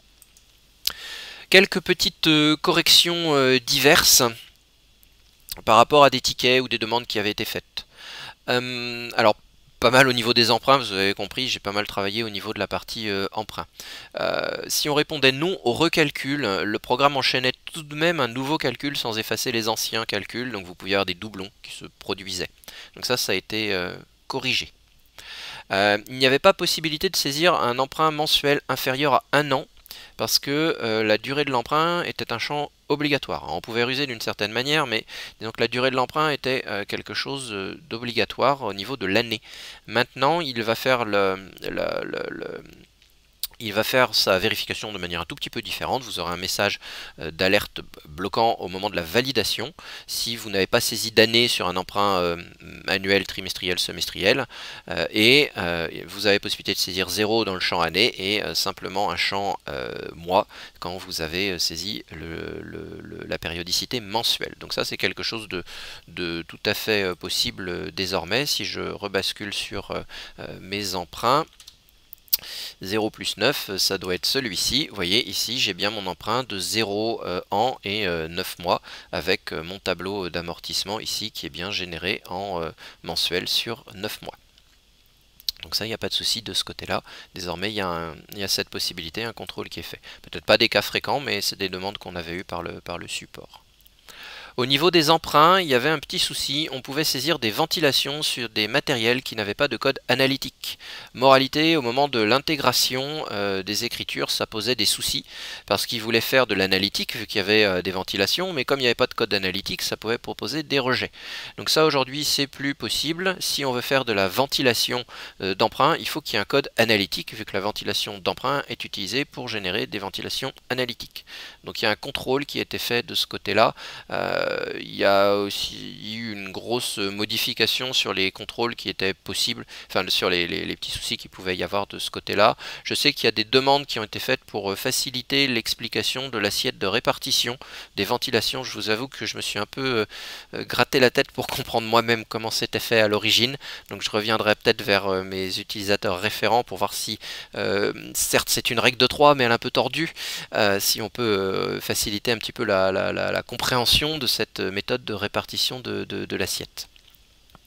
Au niveau des emprunts, on a ajouté des petits marqueurs complémentaires. On a ajouté ici un marqueur qui précise s'il y a plusieurs matériels qui sont ventilés et le nombre de matériels qui sont ventilés. C'est des demandes qu'on avait eues au niveau du groupe de travail pour faciliter un petit peu l'information au niveau du tableau de la liste des emprunts.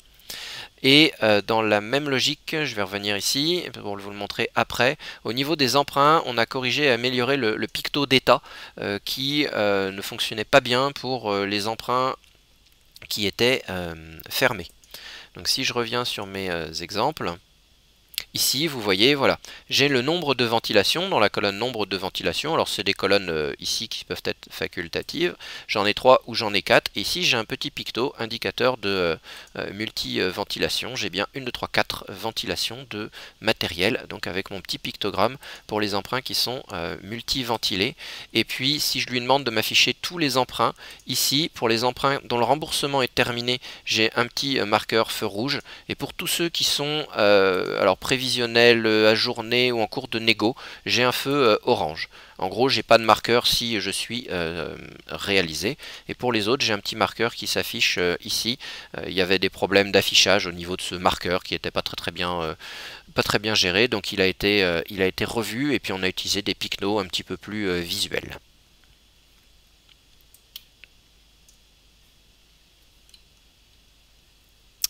Toujours un petit peu en lien avec les emprunts, une demande qui avait été faite, là encore en lien avec le groupe de travail. Au niveau de l'axe, il y a un contrôle de la présence d'un emprunt ouvert lors de la fermeture d'un axe analytique. Je ne peux plus fermer un axe analytique si un prêt est encore ouvert.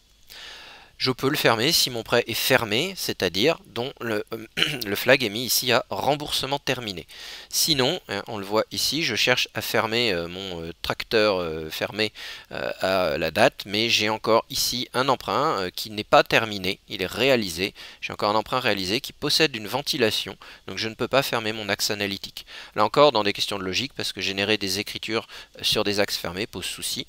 Donc il y a ce contrôle désormais qui est fait au niveau de la saisie d'une date de fin de validité dans un axe analytique. Contrôle bloquant. Donc au niveau des emprunts, je disais correction et amélioration du picto d'état. Et puis toujours en comptabilité, au niveau du dossier, correction de l'affichage du numéro de gestion. Quand vous faisiez F9 là dans le changement du numéro de dossier en comptabilité, la colonne numéro de gestion en fait était garnie toujours avec le même numéro qui était le numéro du dossier sur lequel vous étiez. Ça a été corrigé. Et si ces derniers jours vous avez vu par hasard un petit problème dans le nom de l'ACUMA au niveau du bandeau en comptabilité, ça a aussi été corrigé hier. Et enfin, petit complément correctif au niveau de l'achat-vente. Dans le fichier de saisie déporté, on n'exporte plus les matériels vendus. Ça, c'est une demande qui est intervenue quelques fois. Dans le fichier de saisie déporté, en fait, on exportait les matériels vendus. On a eu des retours de comptables ou d'animateurs qui nous indiquaient que ça perturbait certains trésoriers qui utilisaient ce fichier déporté. Donc ici, on voit que mon Bro 04, il est vendu, donc il n'apparaît plus ici dans la liste du matériel au niveau du fichier de saisie déporté. Ça, c'est un petit peu plus pratique. S'il y a d'autres corrections de ce type-là qui pourraient être à faire au niveau de ce fichier, il n'y a pas de souci, vous pouvez nous les indiquer. Je vois que j'ai quelques questions. Une question. Faut-il mettre à jour manuellement à la fin de l'emprunt? Alors aujourd'hui, oui. J'ai pas encore mis de mécanique de fermeture. Faut bien que je garde d'autres choses à faire pour l'année prochaine. Mais non, il n'y a pas. Elle pourrait être à mettre vraisemblablement lors de l'intégration de la dernière échéance. Donc le programme d'intégration des échéances ayant été revu, c'est une bonne opportunité pour le faire. Donc effectivement, aujourd'hui, il n'y a pas de mécanisme, mais ça peut tout à fait être intégré. Je le note, c'est pas très... c'est vraisemblablement, maintenant qu'on a la main sur un programme un peu plus moderne, pas très compliqué à faire. Il n'y aurait peut-être pas que l'emprunt d'ailleurs à fermer, à voir. Voilà, j'ai beaucoup parlé, donc j'ai vu passer des questions au fur et à mesure dans le chat. Il nous reste un petit temps. Si vous avez des remarques, questions complémentaires, remerciements à nous accorder pour ces nouveautés ou autres, vous pouvez les poster dans le chat ou au besoin reprendre la main ou la voix. Alors je vois déjà arriver quelques questions. Pour les factures avec règlement par prélèvement, le bon à découper sur la facture est-il spécifique? Le bon à découper, à me préciser, parce que tel que le terme bon à découper me parle pas. Peut-être le bon à payer, ou quand c'est des traites mais c'est pas des prélèvements, la LCR en bas. Donc peut-être à me repréciser, Sylvie, si tu veux prendre le micro, le temps de me préciser ce à quoi tu penses. Ah, ou l'espèce de coin qu'on découpe en bas de la facture. Lui il est toujours présent, j'ai pas fait de modification dessus si c'est le petit, effectivement le petit carré à découper en bas de la facture. Et si l'adhérent est codifié prélèvement, effectivement ça sera écrit prélèvement effectivement dans ce petit bon. Martine, lors d'une session, l'axe correspondant pourrait-il se fermer automatiquement? Eh ben, un petit peu la même remarque que pour Catherine. Pourrait, c'est le bon terme, pourrait. Il n'y a pas de souci. Je vais le noter.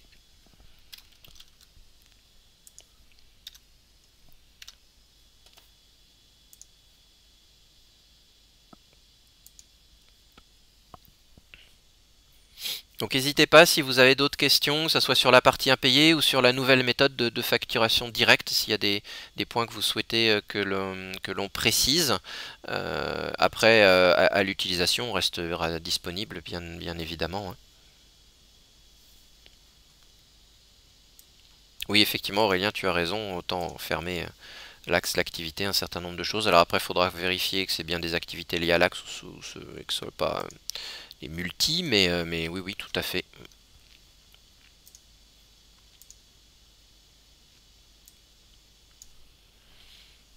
Donc s'il y a des mécaniques un peu particulières là-dessus, parce que je vois la réponse si fin d'exercice, ben, je le noterai et puis je ferai des propositions de fonctionnement au groupe de travail pour qu'on soit bien d'accord sur la méthode, à quel moment ça le fait, que ça le fasse pas trop tôt ou ce genre de choses, parce qu'effectivement certaines choses fermées n'apparaissent plus automatiquement sur certaines impressions ou sur certains exports. Alors Karine, si on facture directement via les BL, je vais t'embêtant rien que pour le mot, si tu factures via les BL, c'est pas la facture directe. On n'imprime pas en définitif, les quantités sont toujours modifiables. Oui, oui, que tu factures via les activités ou via les BL, si tu n'imprimes pas en définitif, la facture est toujours modifiable. La facturation via les activités, elle génère une facture de la même manière que la facturation via les BL, en te proposant ensuite l'impression, et c'est toi qui choisis mode brouillon ou pas mode brouillon. Elle n'a pas d'influence de ce côté-là. Donc tant qu'une facture est mode brouillon, elle est modifiable. Le mode brouillon est provisoire. Qu'est-ce que tu entends par provisoire?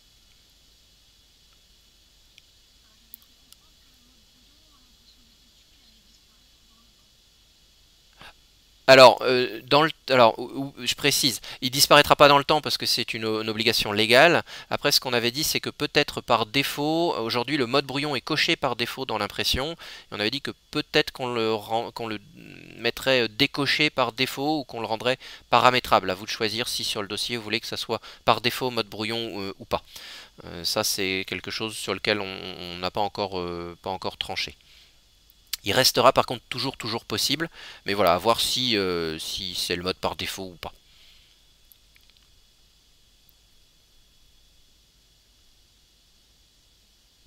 David, quant à intégration en compta direct des factures, on ne peut pas les modifier. Précise.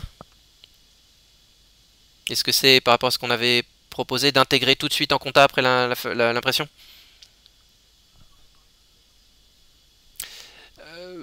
Prochaine mise à jour de celle, je pense, du premier sprint 2021.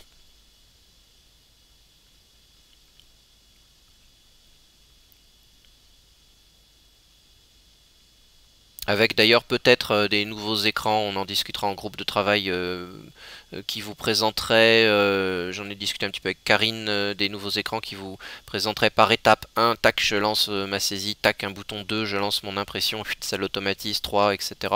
On travaille aussi sur peut-être des écrans un petit peu plus d'enchaînement d'étapes, un petit peu plus simplifiés.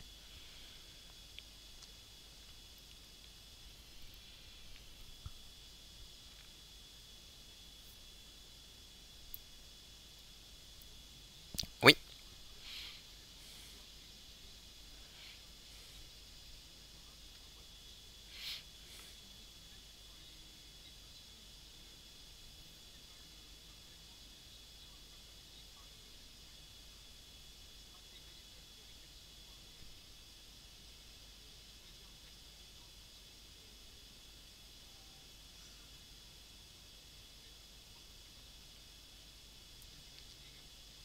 Oui, tout à fait, ouais, ouais, ouais. Oui, ouais, ouais, tout à fait. Alors, toi aujourd'hui sur ton environnement, le paramétrage générique est déjà activé. Après, c'est donc l'activation par dossier.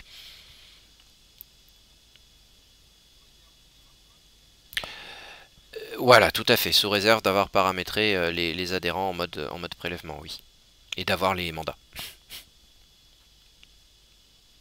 Sachant qu'on peut, les mandats, on peut faire des intégrations en masse Excel, hein. Si vous avez un dossier sur lequel vous avez 50 mandats sur le site de votre banque, vous pouvez les extraire du site de la banque, bah, c'est ce que j'ai dû faire d'ailleurs avec Méline pour le coup, et on peut les intégrer de manière automatique dans la base pour vous éviter des ressaisies. Après, il faut quand même repasser dessus manuellement pour faire une petite modification, mais c'est quand même beaucoup plus rapide que de ressaisir l'intégralité d'un IBAN qui est quand même un petit peu long et embêtant à saisir.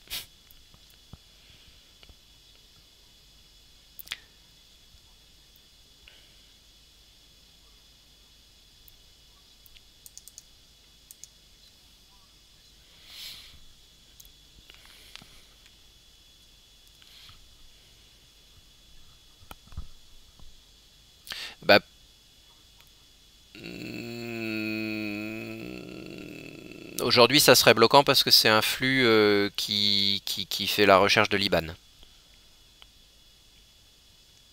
D'ailleurs, même dans le standard, parce que dans le standard, il est paramétré tel que, et donc il y a des contrôles standards par sécurité, pour que, au cas où derrière on aille jusqu'au bout du flux, le fichier soit bien correspondant à la norme attendue par les banques.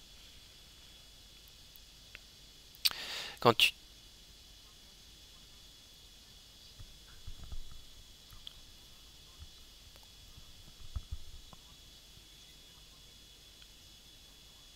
Aujourd'hui, oui. Après, à voir que tu voudrais faire. Mais aujourd'hui, oui, effectivement, il fait la recherche du mandat. Et je pense que s'il n'y a pas le mandat, ça bloquerait. Alors, ça bloque pas totalement, hein, tu l'avais vu quand on avait fait les tests. Il y avait quand même eu des trucs de générer, mais derrière, tu pouvais pas générer le bordereau. Nathalie, quand tu as des règlements partiels en prélèvement, est-ce que le pointage se fera correctement? Alors le pointage il est en 1 pour 1 aujourd'hui, c'est-à-dire que chaque prélèvement est généré en écriture de banque de manière unitaire. S'il y a tout un tas de partiels ou des choses comme ça, c'est peut-être pas un flux 100% idéal parce que bah, on ne sait pas avec quoi pointer le partiel ou quoi pointer d'autres choses. On est plus là sur un flux, on va faire du pointage, j'allais dire entre guillemets unitaire, de la facture telle que.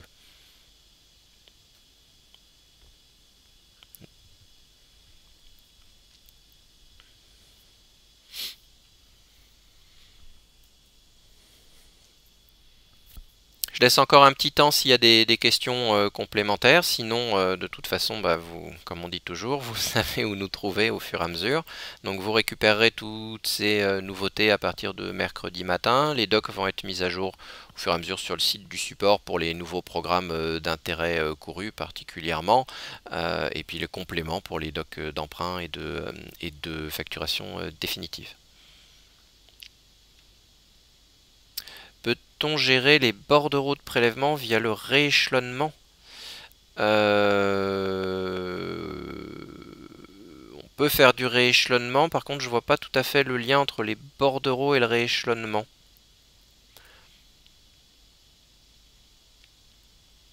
Ça serait à me préciser.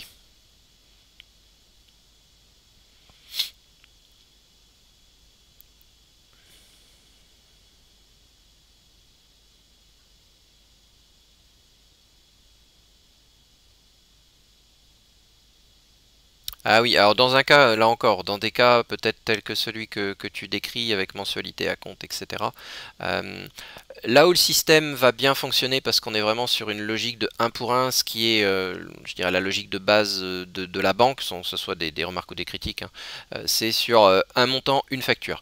Si sur ta facture, tu as des mensualités, des reprises d'acompte, etc., tout ça, il n'y a pas de souci, un montant, une facture.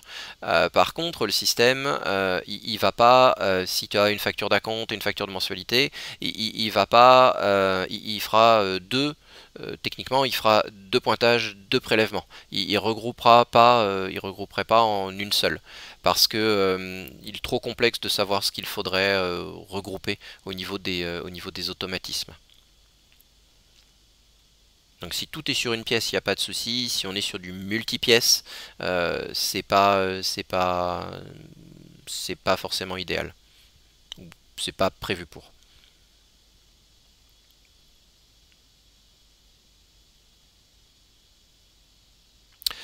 Quand on a des escomptes, le pointage automatique le gère bien, il prend le montant escompté sur le manuscrit de la facture. Alors je vais être très clair, c'est pas un cas que j'ai pas testé. C'est pas un cas que j'ai testé. Je vais le noter, ça sera à tester. Je dirais que normalement oui, parce que ce qu'on en appelle de manière automatique, c'est rien d'autre que la même mécanique que ce que tu appelles en double-cliquant à la main. Alors après, il y a la théorie et la pratique, surtout qu'on a quelques soucis aujourd'hui avec les escomptes. Donc je dirais que dans la théorie, oui, mais faut que je teste. C'est pas un cas comme là on était parti d'un cas de terrain, c'est pas un cas que j'ai testé, mais je le vérifierai.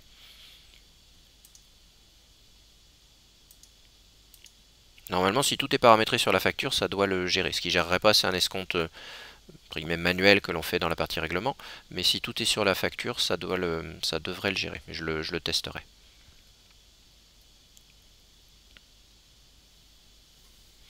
Vous voyez, c'est bien pour ça que même à l'utilisation, au quotidien, c'est toujours important pour nous d'avoir vos retours, parce que nous, ou le groupe de test, d'ailleurs on ne pense pas forcément à 100% des cas, comme il y a un certain nombre de cas.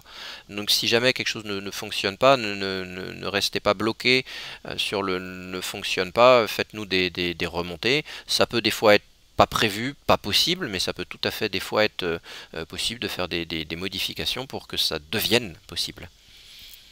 Oui, je te redirai, oui, Elodie, oui.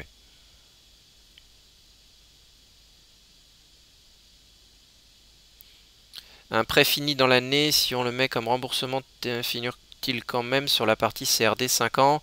Alors, comme je disais tout à l'heure, j'ai pas du tout touché à la partie impression pour le moment, donc je ferai un peu une réponse de Normand. Ça fonctionnerait comme actuellement. Donc si ça fonctionne, ça fonctionne. Si ça fonctionne pas, c'est que ça fonctionne pas. Mais la partie impression, comme je dis, j'étais un peu en retard sur cette partie-là parce que on a préféré mettre l'accent sur d'autres développements avant, puis c'est question de hiérarchie, je dirais, de développement. D'abord bien refaire les programmes d'emprunt, puis bien refaire les programmes d'écriture, puis au final bien refaire les impressions. Mais il va y avoir un travail sur les impressions. Je disais tout à l'heure, j'entre pas dans le détail, mais un des soucis, c'est que certaines impressions impriment la compta et que d'autres impressions impriment les emprunts. Et que, c'est l'exemple que je disais tout à l'heure à Aurélien, aujourd'hui dans le programme, si avant intégration on modifie l'écriture, l'emprunt est mis à jour, on a cohérence de montant entre l'emprunt et l'écriture. Si vous revenez dans l'écriture et que vous modifiez l'écriture, l'emprunt n'est pas mis à jour. Et comme certains programmes vont lire la compta et que donc d'autres vont lire le tableau d'amortissement, vous pouvez vous trouver avec des différences.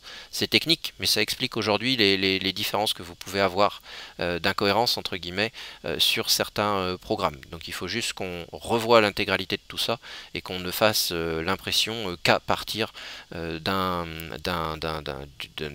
valeur unique et en toute logique la compta.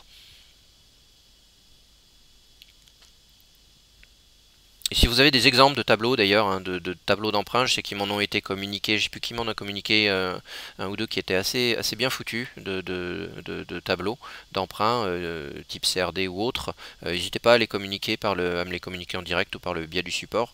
On est toujours preneur d'exemples, hein, ça permet de tant s'inspirer de choses qui sont bien faites.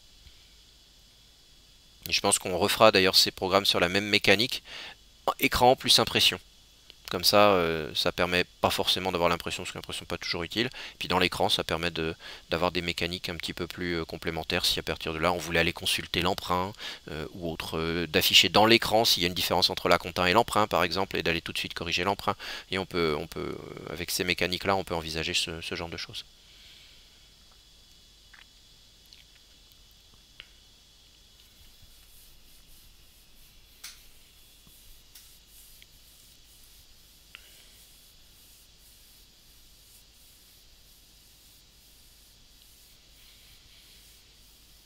Bon bien merci à tout le monde. Je vais clôturer.